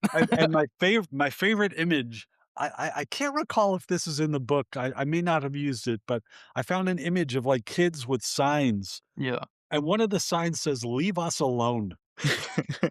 I mean, I've got that sign. like, kind of the consistent basis for all of the youth revolt in the Yeah. '60s, was just l leave "Leave us us alone. alone." And, you could carry that sign today in Minneapolis or Portland, and, it's still I could just the carry same that sign message. today and go outside. I want people to leave me Yeah. alone. And, the famous song, "For What It's Worth," "There's something happening, you Right, gotta right. stop." Hey, what's that sound? That's Stephen Stills coming out of Laurel Canyon, where all the musicians lived, and ending up on the Sunset Strip at, At the Pandora's riot. Box, Right. and he wrote that song in response and recorded it like it was on the air while the riots were still being, uh, That's fought. fast. That's Yeah. really fast. I mean, So Fast time. when you nail it, you nail it, I mean, and it's also a very odd time and place because it's pretty rare that you end up with the, like, tastemakers of a generation literal blocks away from the people that they're influencing. yeah. Yeah. Yeah. So that's the aftermath, the great Sunset Strip scene just becomes even more robust because now people, like, whatever you thought was going on, now it's on your TV. Now Right. you've seen it, and it's like, "Oh, shit." In the background, you can see all these clubs, and it's like, the Doors are playing next door to the Byrds are playing next door to Frank Buffalo Zappa, Springfield it's like, and Seems yeah. pretty "Holy cool. shit," and they go. So, it became much bigger than it had been previously. It's just an advertisement for the clubs because 'cause you're Yeah. like, "That actually seems fun." Yeah. Even though the club that ignited it wound up being bulldozed. In fact, Pandora's Box would have been on the northeasternmost corner of the Garden of Allah, which was raised in the 1950s Okay. and turned into a bank. Of course. Yeah. And that bank is now being raised, but until that bank closed, about 6, 8 years ago, you could go into the lobby of the bank and see a sort of diorama of Garden of Allah. Okay. Oh, that's Like, cool. used to Yeah. be on this spot, Yeah. and it was a little like a model train type setup of the Garden Okay. of Allah. I would've liked that. I I missed it. would've liked that too. But Uh, that was the only remnant of the hotel, and ironically, the bank was built in that '60s kind of futuristic, Sure. mhm. Googie style of architecture. When they tore down the bank to make this apartment complex and retail space that's gonna be across from Chateau Marmont, they insisted that pieces of the original quote unquote bank be used in the architecture for the new building. So the thing that erased Garden of Allah is the one that's being protected. Yeah. That's the way it goes a lot of That's how I it like the times. is. diorama. So once you get out of or the late '60s, 'cause this is a very important time period in the world Yeah. and also LA. The late '60s are obviously a time of, put it People. nicely, upheaval. Yeah. Yeah. Uh, and LA is one of the main 3, like, focal points of this youth revolution, right? There's other things that pop up here and Yeah. there, but LA, San Francisco, and New York are the basis of a lot of this. Um, so what what is going on in Los Angeles at this time, day-to-day life? Like, is it a crazy place like you see in the movies, or is it just a normal life with this in the background? What's the scene about? Yeah, we're talking about a very small area. Right. It's just a mile on one street. Right. Um, the movie business is going through, they never recovered from. In 1948, two things happen. Television gets introduced into American homes and just starts exponentially increasing in terms of TV set ownership and Mm, programming for Right. television. And the movie studios lost their monopoly on theaters. Which is very It used to be that MGM, Warner Brothers, um, RKO, a lot of these studios owned theater chains, so Right. they would provide their own content. And when they lost that monopoly by a Supreme Court decree in 1948, they suddenly didn't have as much demand for content. Right. huh. And there were some movie studios who were so against television, so afraid of television, that you wouldn't see a TV set In their in their movies. movies. Like, there'd be an Okay. American home in 1955, and in the living room, there would be no TV set. There was Messaging no is TV important. set in the Warner Brothers film Rebel Without a Cause. Huh. The family That's home does not interesting. have a TV. Because TV would have definitely played a massive role Yeah. in the James Dean character's existence. Yeah, Yeah. yeah. There's Um, always a so spin. so the movie business is contracting, and they really don't know what to do. They're still trying to make epic westerns and big musicals, and that's Nobody not where nobody things are wants Doctor coming. Doolittle. Like, Pardon me? nobody wants Doctor Doolittle. Yeah, Yeah. yeah, or Thoroughly Modern Millie, The Way West, these big, terrible movies, How the West Was Won, they're just all wrong, and they Or cost. Kelly's Heroes. Nobody wants Yeah. Kelly's Heroes. Yeah, the movies are too big, paint your wagon, and they're out of touch. The studio executives are guys who came into the business during the heyday of the golden age of the Right. studios, and they don't know how to read the cultural They don't know what's landscape at going on. all. And And you had little industries that were much more in connection with the rock and roll culture. So little studios, Roger Corman, American International, Samuel Right. Arkoff. Roger Um, Corman does not get enough credit for No, he being, doesn't. like, the first person to read what was going on. yeah, Yeah. yeah. First person on the movie side for Yeah. sure. To be like, "Oh, we should make The Wild Angels." People are gonna love Yeah. it. And, it's basically that's the thread that leads to the change in Hollywood, the movie industry, because Wild Angels and movies like that become Easy Rider, Right. becomes this international sensation, massive hit, but also cultural shift where the movie studios are like, "Oh, these long-haired pot-smoking kids, this is what people wanna see." They And spent that's $300,000 on that movie and made 61,000,000 box yeah. office. I believe it I believe it gets beat by American Graffiti, which costs even less and made even more. Right, which is even But more American that's Graffiti doesn't exist if someone doesn't make Right. Easy Rider 3 years earlier. almost none of it does. Yeah. So Very that's little of where New Hollywood. Spielberg and Scorsese and Coppola and William Friedkin, Paul Schrader, all that we think of as New Hollywood, George Lucas, all comes out of Easy Rider. But that's a kind of the tipping point for me where um, it goes from the old culture to a new culture. Eventually, that gets subsumed into the system. The people who were the rebels make Star Wars and Right. Jaws, and Yeah. the movie studios are like, we know how to exploit that. Right, Right. and Star Wars beats Sorcerer, and that Yeah. drives me insane And that forever.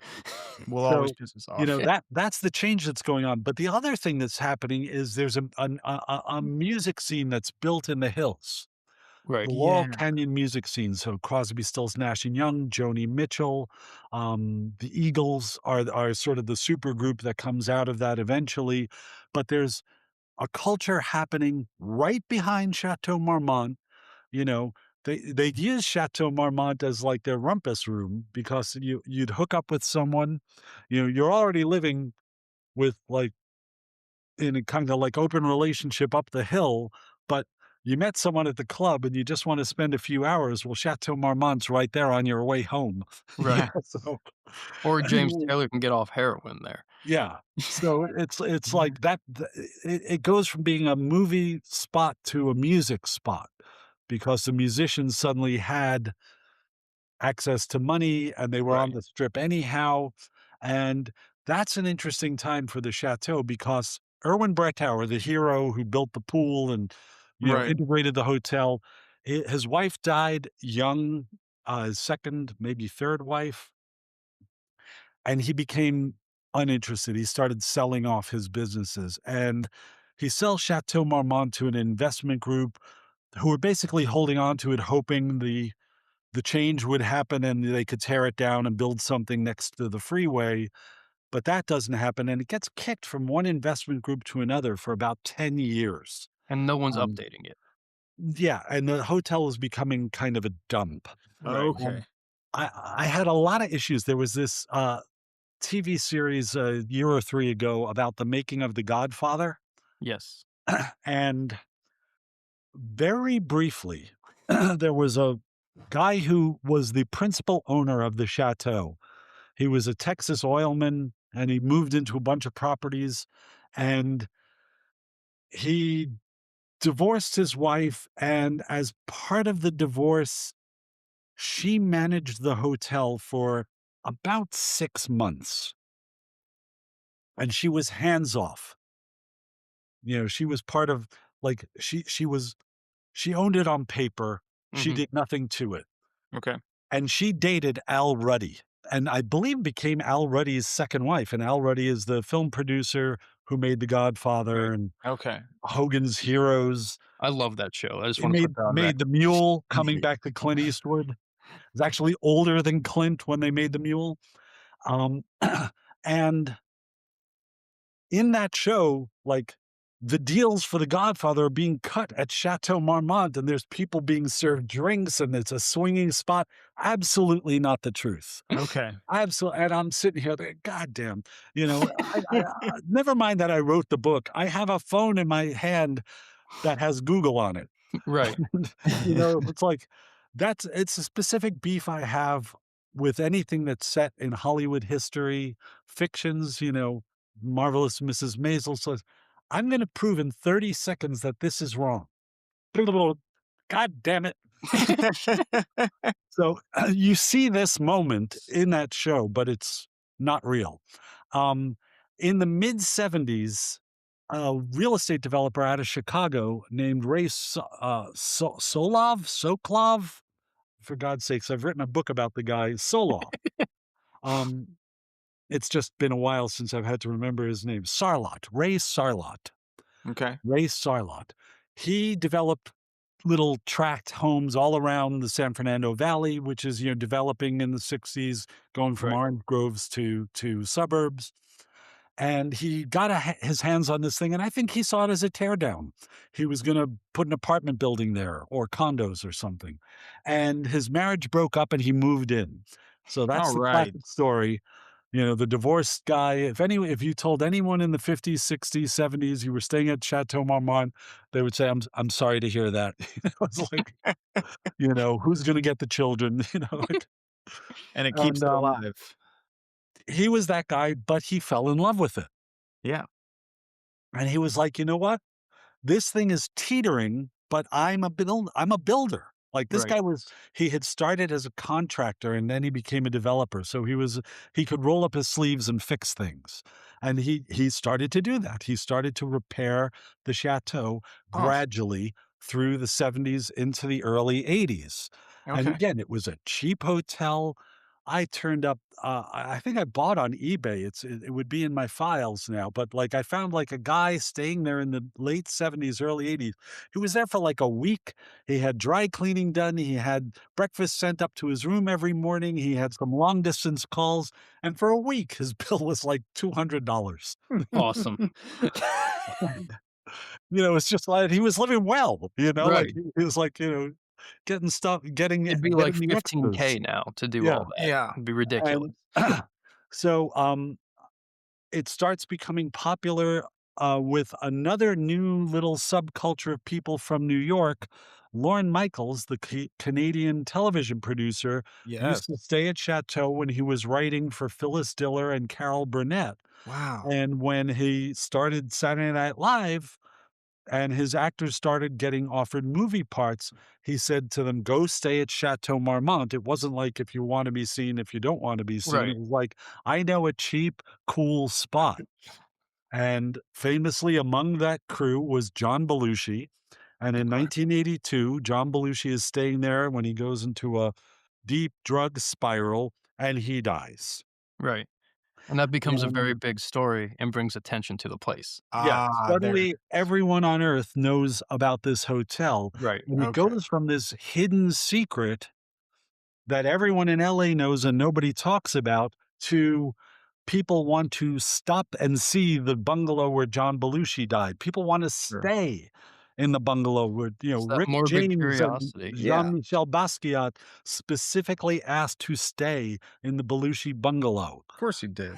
and I it went from Yeah, I know. completely obscure to, if you went to Chateau Marmont in the 80s, you would constantly see these tour buses stop and people would take pictures okay. of the famous place where John Belushi died.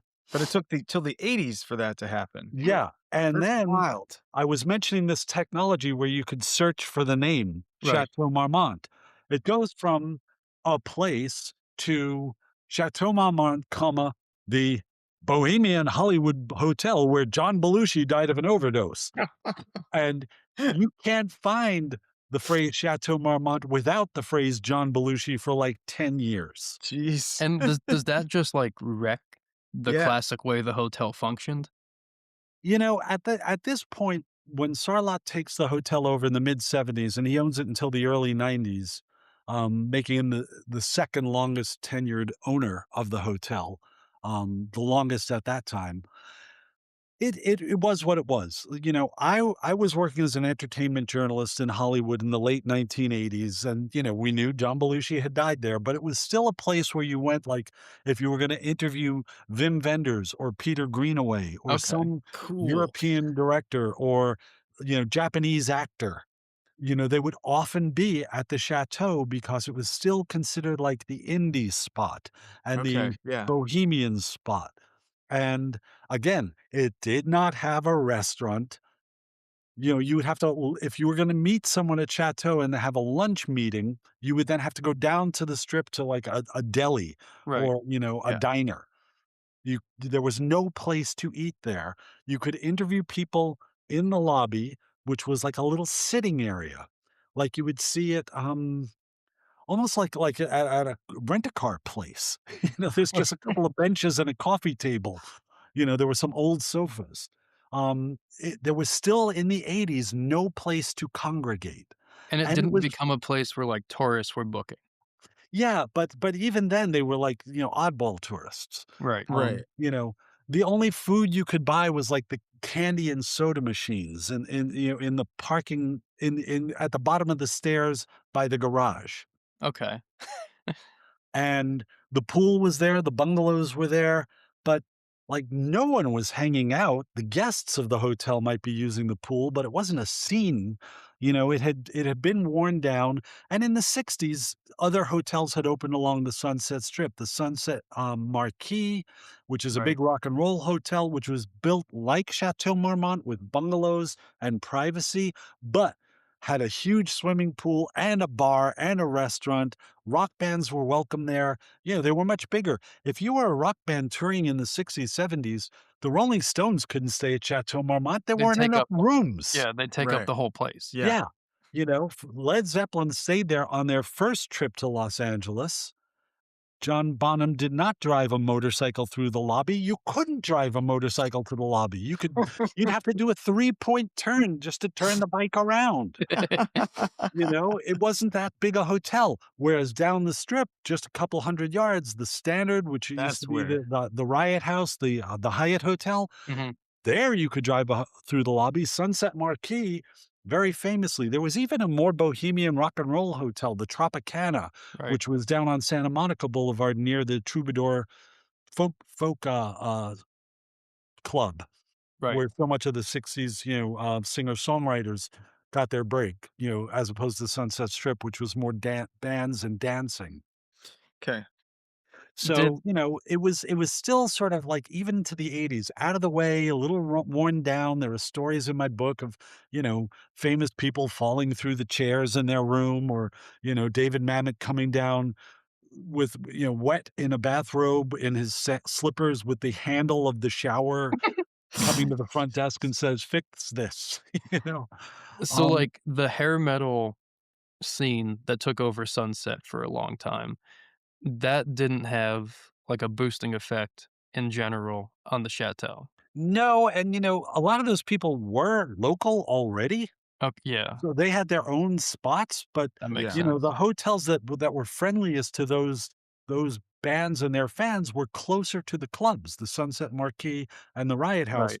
were further up the strip, further west than the Mm, Chateau. And but those sound more fun to throw a TV out the window than at the Yeah, Chateau Marmont. you know, You and don't do that and at the Chateau and Marmont. again, with no bar, no restaurant, no Right, lobby, right, where are right. you gonna meet your groupies? Like, they'd have to know yeah, you were there and come to your room It's directly. it's intimate. well, like Yeah. but the Sunset Strip in general at that time hits, like, another heyday, Yeah, right?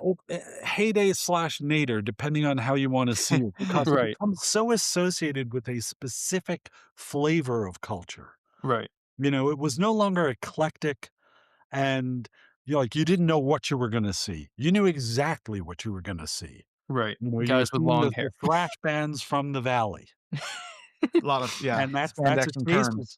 it didn't appeal to me at that time, but I was around and you'd see all these bands, Van Halen and Rat and Motley Crue, like, they would be playing those clubs that just 10 years before had been the Doors and, Right, the Mamas Yeah, and the Papas and the Byrds, or the Seeds, or, 13th Floor Elevators, the psychedelic, era bands. right. So, it changed in that direction, but those bands also weren't like those people weren't hitting up the restaurants, they weren't buying clothes from boutiques, they were going other places to do their thing, like Melrose was the right. shopping area and the hangout street. The Strip was where the clubs were. So there's a slight, break there. And then in 1992, the current owner, who is the longest tenured owner of the hotel, finally steps in, a man named Andre Balazs, who's, the heir to a, bioengineering fortune. Okay. His Okay. father was someone who, like, used placentas and, rooster coxcombs to create artificial joints, Okay. and, like a real visionary Right, scientist, and sold 2 companies for 10 figures, like a billionaire, self-made billionaire scientist. That sounds nice. Um, and his son got into the restaurant business in New York and then wanted to move his restaurant business into LA, and the opportunity arose. Ray Sarlot was getting on in years. He'd had Chateau now for nearly 20 years. He wanted to sell it, and Andre Balazs bought it. And Balazs had this a series of brilliant inspirations. For one, he put in a restaurant, and he mhm, put in a bar, and he put in a gym, which the hotel never had. It's the '90s. People don't want to right, pretend to be healthy, at least. A business center. There was none of this stuff previously that we think of as like a luxury hotel. Bare Right. minimum, there's going to be a restaurant, a bar, a place, to sweat off, last night's booze and, that sort of stuff. And he also the hotel had been falling apart, but Balazs had this brilliant inspiration. He hired set designers Okay. to rebuild the hotel and make it look like a deluxe hotel from the 30s or 40s. So make it okay, look like if Clark Gable came to this hotel in 1938, it would have been this posh old style hotel. And Okay. room by room, slowly, he rebuilt Chateau into basically like a faux luxury hotel from the past. So you which walk in there which today and you it think, wasn't. wow, this is what this looked like when Jean Harlow was here. No, when she was here, it was kind of a dive. Right. Yeah. But But it you could looks see it's the Hollywood idea of it. It's Yeah, the The yeah, Hollywood yeah. idea of its and former glory. he hired theatrical designers to do it. So it's a brilliant inspiration. Yeah, He absolutely rescued the building, because it's so far from a tear down any longer. And he kinda created a style and a look that now people sort of think, "Well, it was always like this," and it and it wasn't. wasn't, which is kind of amazing. He created this he acquired a property down on the Strip, Bar Marmont. It's no Right. longer it's still a bar, but it was a dive bar, and he bought it and spiffied it up and turned it into a very exclusive club. This is in the '90s, the era of the Viper Room Mm, the sort of the young Hollywood Brat Pack after the Brat Pack. So the right, right. Keanu, River Phoenix, Charlie Sheen, naughty boys. Naughty boys. And this is the era when it becomes known, the '80s into the '90s, but more the '90s, that if you're a young actor of a certain stripe, you're gonna have your era of living at Chateau Marmont and really sorta like being like it's your version of Greenwich Village or I was gonna s Berkeley. But it's right. kinda fake in a Yeah, way. it's fake and it's pricey because Right. all this faux glamour and now having a clubhouse downstairs that didn't used to be there is a much more expensive proposition. So, Aw, the great work of art of the '50s era associated with Chateau is Rebel Without a Cause. The great work of art of the Balage era is Sofia Coppola's Somewhere, Mhm. which is a okay. movie with, Stephen Dorff as one of these young Stephen Dorffy actors of the '90s aughts living at Chateau when, his marriage falls apart. He's gotta be a part-time dad to his daughter, who's more of a grown-up than he is. There's an amazing scene where she's cooking in the room at Chateau Marmont and gets on the phone and calls down for, "Can you please send up some bread and eggs?" And they're like, "Do you want breakfast?" "No, just send up bread and eggs and bacon and mayonnaise. I'm making eggs Benedict." And she's like this school-age kid, and it's Elle Fanning, and she's making breakfast for her dad who's been out till 3 AM, and it's like noon, and she's Sure. And cooking this for was them. shot at the actual And hotel. this is y Yeah, so that's what the hotel is like now. And now, the cheapest room in the place is about $1,000 a night, $800 a night, and it's, Yeesh. the size of most people's bathroom. It's just big enough for your bed.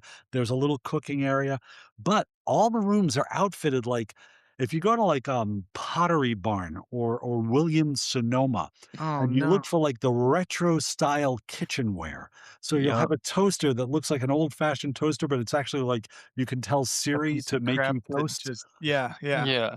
but it looks like it's from the '30s. That's how all the rooms are fitted out. So it looks like Okay. an old-fashioned place, but it's actually ultra modern and very expensive. And, I mean, between the '90s and now, there's also been seems like the death of the Sunset Strip. Where, like, all of those clubs, the Whiskey and the Roxy, they're all pay for play, right? Yeah, So it's not and yeah, I mean, there's not people out anymore. If you drive right, like, I drove down the Sunset Strip multiple times at, like, 10, 11, o'clock at night on a weekend, yeah, and all it is billboards. There's no right. people. Right. It's very odd. When did that happen? Why? I mean, it probably happened in the 21st century. I think the '90s, it was still pretty active. Um, but and trying to remember which book I was working on that I was staying at the Mondrian. Luxury hotels opened on the Strip. The St. James, Club, which is as old as Chateau Marmont, became a private club, then a hotel with a restaurant. The Mondrian had Sky Bar in the '90s and aughts. So there was still a scene. I mean, there's the famous, like, paparazzi pictures of Lindsay Lohan and Paris Hilton, and they're Right. getting out to go to the clubs there, so they But still that's existed. Yeah, and that's even those are like 15 to 20 years old now. Oh, yeah, at You least. know? Yeah. And, House of Blues came and went. The Comedy Strip, um, there were 2. There was the Laugh Factory and the Comedy Strip. I Right. believe the Laugh Factory has closed. The comedy strip is still there, but the comedy boom of the 80s and 90s, Yeah, that's it's over. over. So, the scene's changed. Um, I think there's a younger generation of club goers and partiers who are, grew up with their past was not the Sunset Strip. Their past was raves.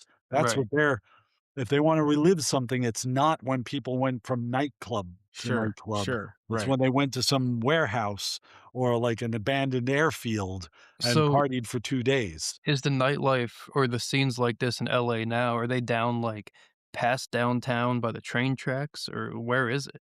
Boy, you're asking a guy in his 60s. So the answer is I don't know, but Yeah, neither do I. I suspect that's the case. You know, my partner has children who are still in high school, and this book came out. Those kids were so the book is 7 years old. So these kids were the older kids were in high school, and the youngers were in grade school. And we would say, "Hey, we're going to take you to Los Angeles, and we're going to show you like the Sunset Strip." And they're like, "What's that? We want to go to this place. It's a YouTuber's house." Right. Oh, I wanna watch a guy You know, talk. so I think it's partly that, the heyday of the strip was still a time when the culture had a center, right, Yeah. and there is no center anymore. People don't go out like they used to anymore. Yeah, but also if they did, we knew where they were going because everyone wanted to go to the same places, and now it's like, Right. what's your interest? If you're interested in if you're a hip hop person, you're gonna have a completely different sense of Yeah. locations and places to go than if you are a heavy metal person or a folk music person or a jazz person. It all used to be one place. right. And, there was the gatekeepers were a handful of record companies and movie studios and TV networks, and now there are no gatekeepers, you know, um Yeah, it's a very weird media landscape which actively affects, like, people's activities and leisure time Yeah, got sucked where online. yeah, I mean, you can watch whole concerts on YouTube, right? Yeah, And, like, honestly, half the time, like, if I wanna see a band like Black Sabbath, right, or Leonard Skinner, right, I don't wanna see Leonard Skinner now. I'm gonna go type in Leonard Skinner 1976, Right, yeah, or right. listen to the Fox Theater record, because like, it just doesn't it's not the same thing, and even the new acts, it's like very specific clubs book those very specific acts, right? Like, Americana musicians all play one place in Cincinnati, so that's the only place I go. It's because everything's bespoke now. It's Yeah. just, like, catered to your individual. It's not like, "Hey, go here and see a show." Or go see just the scene of Right, whatever right. it yeah, yeah, is, yeah. you know? And, Because you what think it about, like, when I was a kid, Ed Sullivan was still on TV, Right, and, you know, it was corny, old-fashioned entertainment, but if you sat down for an hour and 90 minutes on a Sunday night, you would see the Rolling Stones. right. Yeah, You would see the Doors. and all your friends saw it too, Yeah, and you and had, like, this shared experience where we don't have shared experience anymore. Well, yeah, I yeah, mean, it's, like, Carson, if a comedian got Carson in 1976 and they did good, like, 2 times, they were now a They famous were comedian, set. right. And now you have to do 1,000 podcasts and hope that you get on Rogan or kill Tony. Yeah, Uh, and, again, it's got something to do with age, and my interest is mainly looking backward, so, my professional interest is writing about history. right. Um, but I'm in Portland, Oregon. We have a basketball-sized arena here, and a comedian I've never heard of is playing the basketball arena, and I was Right. like, I was expecting he'd be playing the comedy club over by the food trucks, you know? No, he's selling, like, 50,000 tickets. Yeah. It's a I was like, basketball arena. "Wow, okay."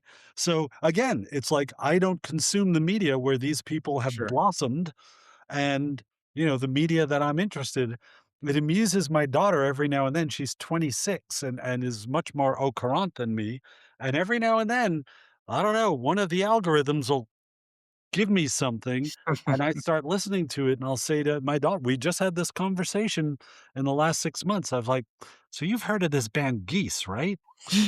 I think they're freaking awesome."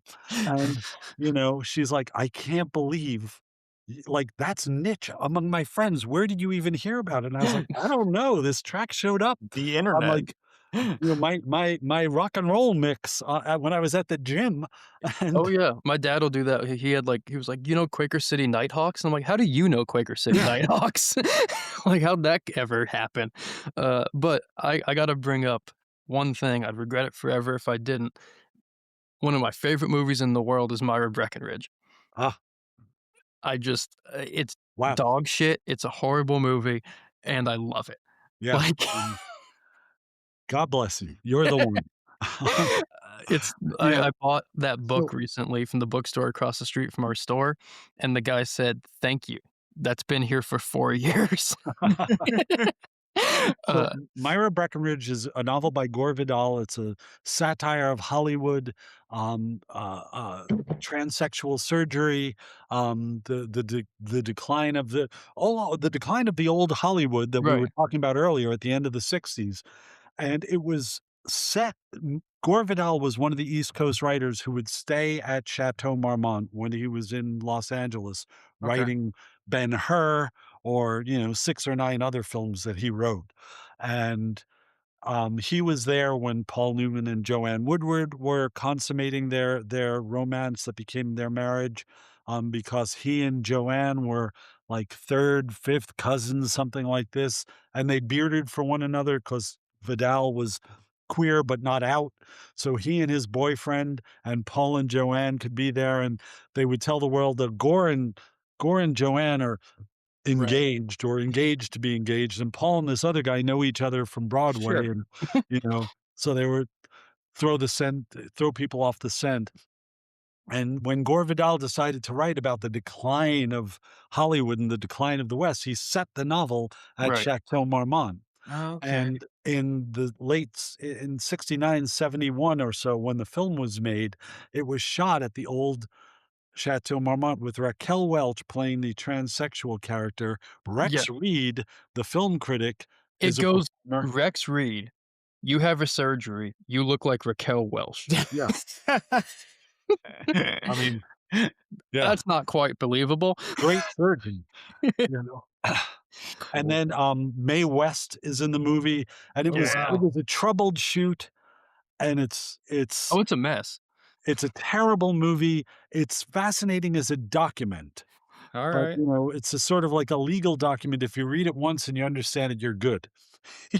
So, like, I don't know, man, I'm it's thinking one about of those watching it things again. when I watched it Thinking for the about what? movie when I watched it doing research on the book, I took copious notes so I would not have to put it on again. Well, I often find that, like, a lot of not great movies like, another movie I really like is The Love Ends, which is it takes place in San Francisco, right? And it's like a professor becomes the messiah for the hippies, and it's not a good movie, and then he ends up like, someone assassinates him, uh, and it's a mess, and it's clearly propaganda, but it's all shot in San Francisco in 1967 on location, Yeah, sometimes it's just good to watch for that. or Cruising with Al Yes, yes. Pacino. Yeah, Cruising with Al Pacino is a good movie, it is. but you see a period of time and a place in New York that nobody has ever shot that well or at all, Yeah, you yeah, no, know? I agree. Like, they're documents, Right, and it's you know? fascinating to see or Hollywood 90028, there's a scene in it, it was forgotten for 40 years, this guy's a serial killer, he picks up a girl he's about to kill, and it's like oil derricks and sand and unpaved roads, and then after the movie, I found out that's where the Beverly Center is, and Oh, this was yeah, yeah, yeah. 1971, you know? Yep. So And it's with the Beverly Center on La Cienega would have been part of that highway Yep. that things changed. The Academy Library is on La Cienega. Oh, Further yeah. south, it's on the corner of La Cienega and Olympic, and that would have been raised as well. That was the Beverly Hills Water Works, and the reason they decided to use it for the library was because the cisterns that they stored the water in were climate and temperature and humidity controlled, and they make perfect storage place for archival materials. Oh. Huh. See, that's the thing about history, and, like, I'm obviously interested in Los Angeles and film history, uh, is that there's endless shit to go into, Yeah. right? Like, And to me, LA is often a time capsule, or it's indicative of what is going on in the rest of the culture, because after, like, 1940, they're making most of the culture, Mm. you know? No, it's Uh, absolutely true. especially once TV gets put out there, all of America, their opinions on America and themselves is Los Angeles's opinions on America and itself. Yeah. And I think that's an important distinction when you're looking at, because a lot of people write off Hollywood. It's like, no, you gotta look into Hollywood to Yeah. understand how the country sees itself. Mm. There's a remarkable book, called An Empire of Their Own by Neil Gabler, and Mhm. he's talking about how, the movie business was invented by immigrant Jews from Eastern Europe. Goldwyn Mayer, Harry Cohn, the Warner Brothers, Adolf Zukor, all these guys, a lot of them got into making movies because they were showing movies. Like, Like Barney Balaban ended yeah, up at yeah, Paramount from that. yeah, Yeah. and, they were like, "Wait, if I'm paying this guy for the movie, why don't I make the Why movie don't and I have just someone do it? pay me?" And then And that becomes a monopoly. well, Yeah. one of Gabler's theses is that what we think of as the American dream, the white Right. picket fence, the nuclear family, the two-car garage, dad works, the stay-at-home mom. That was a projection of from these guys of a culture that they could never be part of because Mm. of their ethnic heritage.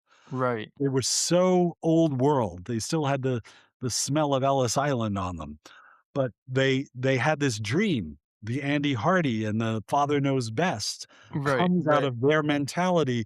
This is what I wish I could be, and they devise it in such a way that everyone said, "Oh, yes, that's that's what we should all be And it aspiring it to." becomes a specific American myth.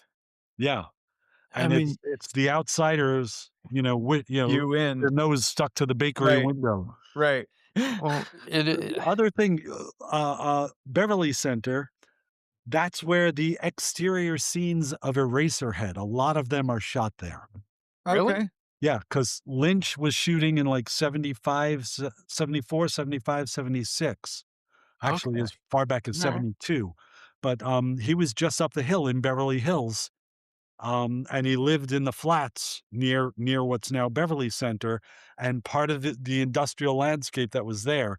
There are some images online.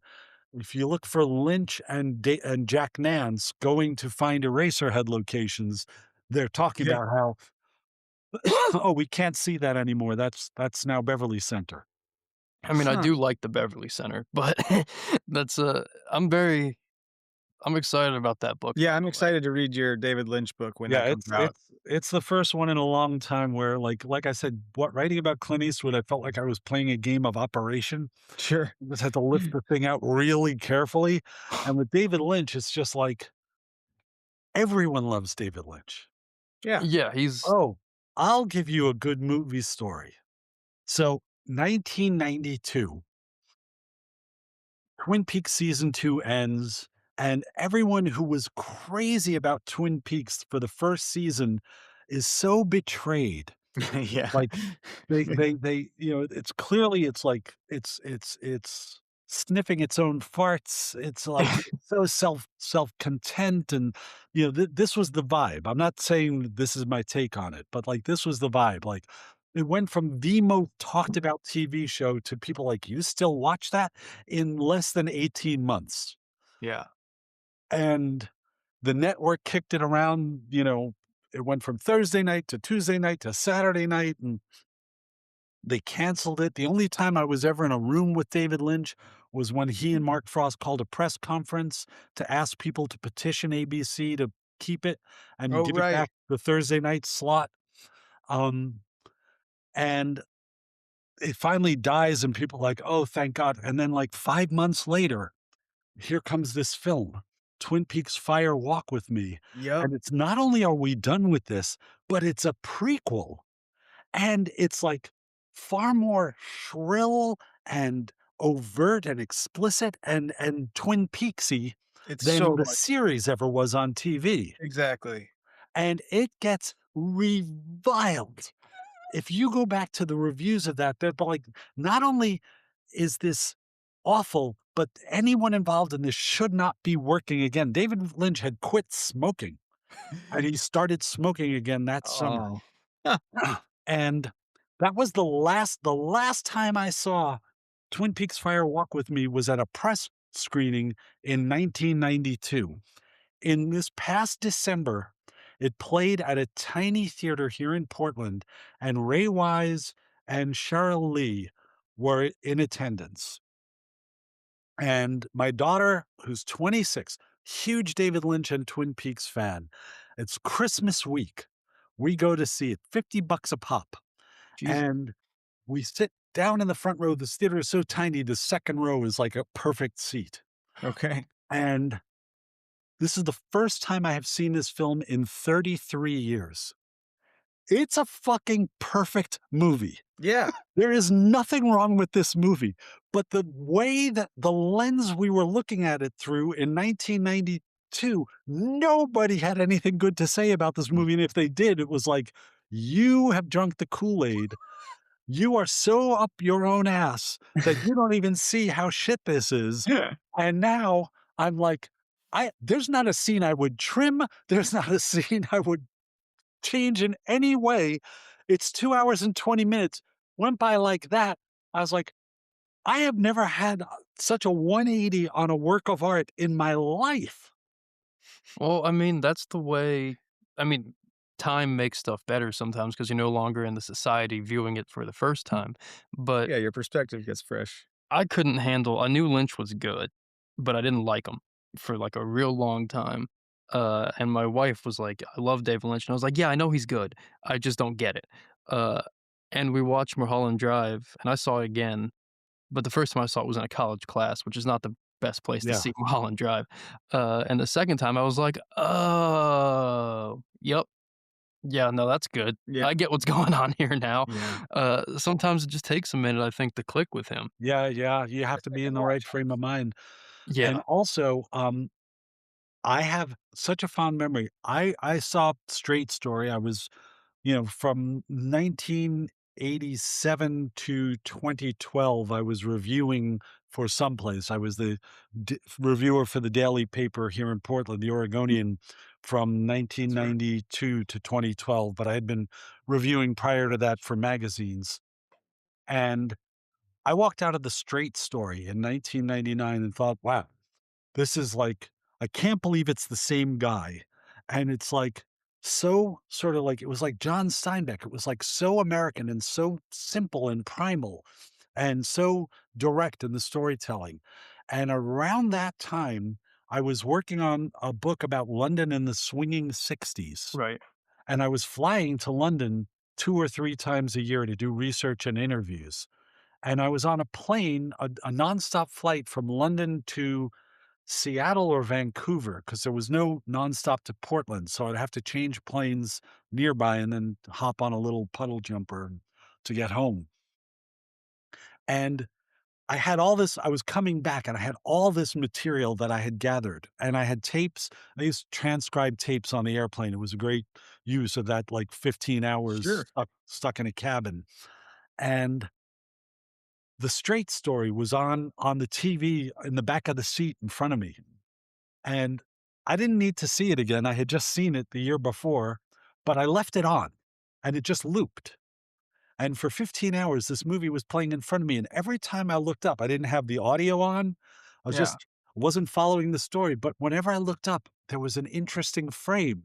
And I Right. would Right. stop what I was doing for just a little bit and lean in and say, God, look at this. Look, look, this is that guy. And look what he did here. Like John Ford would have been happy to scratch David Lynch's name off that movie and put his name on it.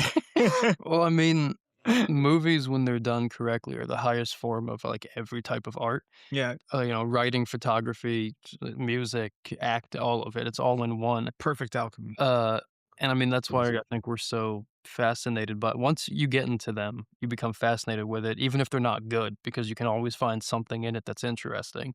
You know, even And if like, movies have one element that no other art form has, montage. Mm. oh, who was that? You Who did can all them? Don Siegel.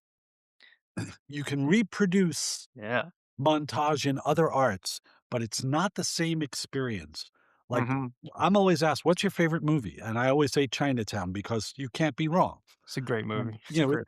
it's in my canon, but it's, some days it might be Sullivan's Travels, some days it might be The Straight Story. I don't know. It could be 900 different movies, but I always Right. say Chinatown. And there's that one cut in Chinatown near the end when Jake Gittes has revealed to Noah Cross that he knows he has killed Hmm. Mulray, and Claude, the guy who used to be the deputy is teasing Jake Gittes's ear with his gun, and there's a jump cut and a chord of music, and we're looking at neon lights in Chinatown. Right. And I've been watching that for 50 years, and for 50 years, I've been jumping backwards in my seat, and there's nothing like that in any other medium. No, I mean, I feel Once Upon a Time in Hollywood is my answer for Oh, favorite movie. And like, there's the scene right before, the murders are supposed yeah, to happen. when all the neon lights. Yup. Nothing One of the like most that shit. beautiful things ever. Yeah. Another story about my daughter, and then I need to bounce, but this is also about, like, generations and going to movies.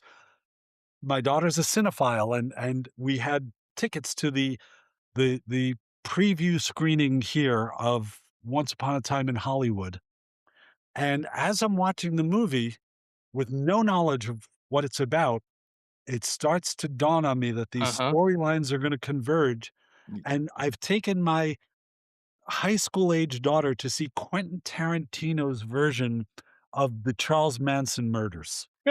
Yup. And I'm sitting there thinking, "Holy shit." And at some point, the movie is quiet enough, and I lean over to Paula and I say, "What do you know about Charles Manson?" Right, right. And she's like, "I don't know who that is." And I'm like, "Oh, fuck." Now I gotta talk. Oh. And then the movie ends, and I said to Paula, "Yeah, never mind." Well, that's the last thing I'll say on that is, one, when I saw that in the theater for the first time, everyone in that theater was laughing as hard as they ever laughed at those murders because we were all so happy that they didn't happen. Yeah. And two, I told my dad to watch it a lot, right? And he went to watch it and he like paused it right before the murders and he texted me and he was like, "I just can't see that tonight." And I was like, Yeah. "Finish the movie." Just- I can't tell you why, but Right. finish the movie, man.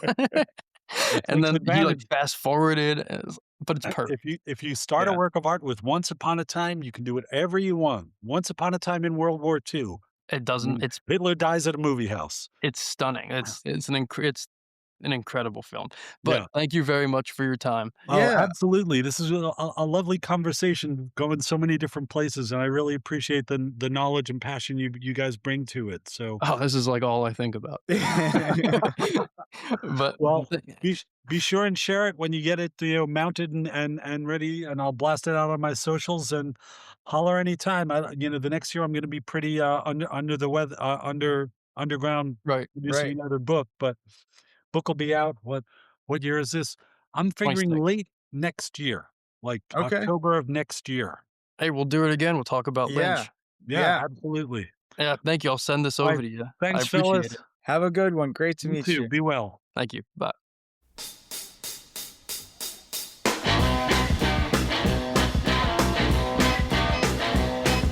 I'm going down to the strip tonight. I'm not on a stay-home trip tonight. Long hair seems to be the main attraction, but the heat is causing all the action. Bright lights everywhere, pretty girls with long, long hair, but somehow the people, they don't care. Just doesn't seem fair to buggy cause you got long hair.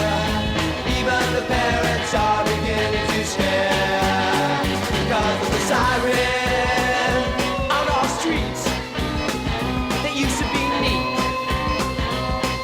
but now it's just a place for black and white cars to race. It's causing a riot. It's causing a riot. Yeah.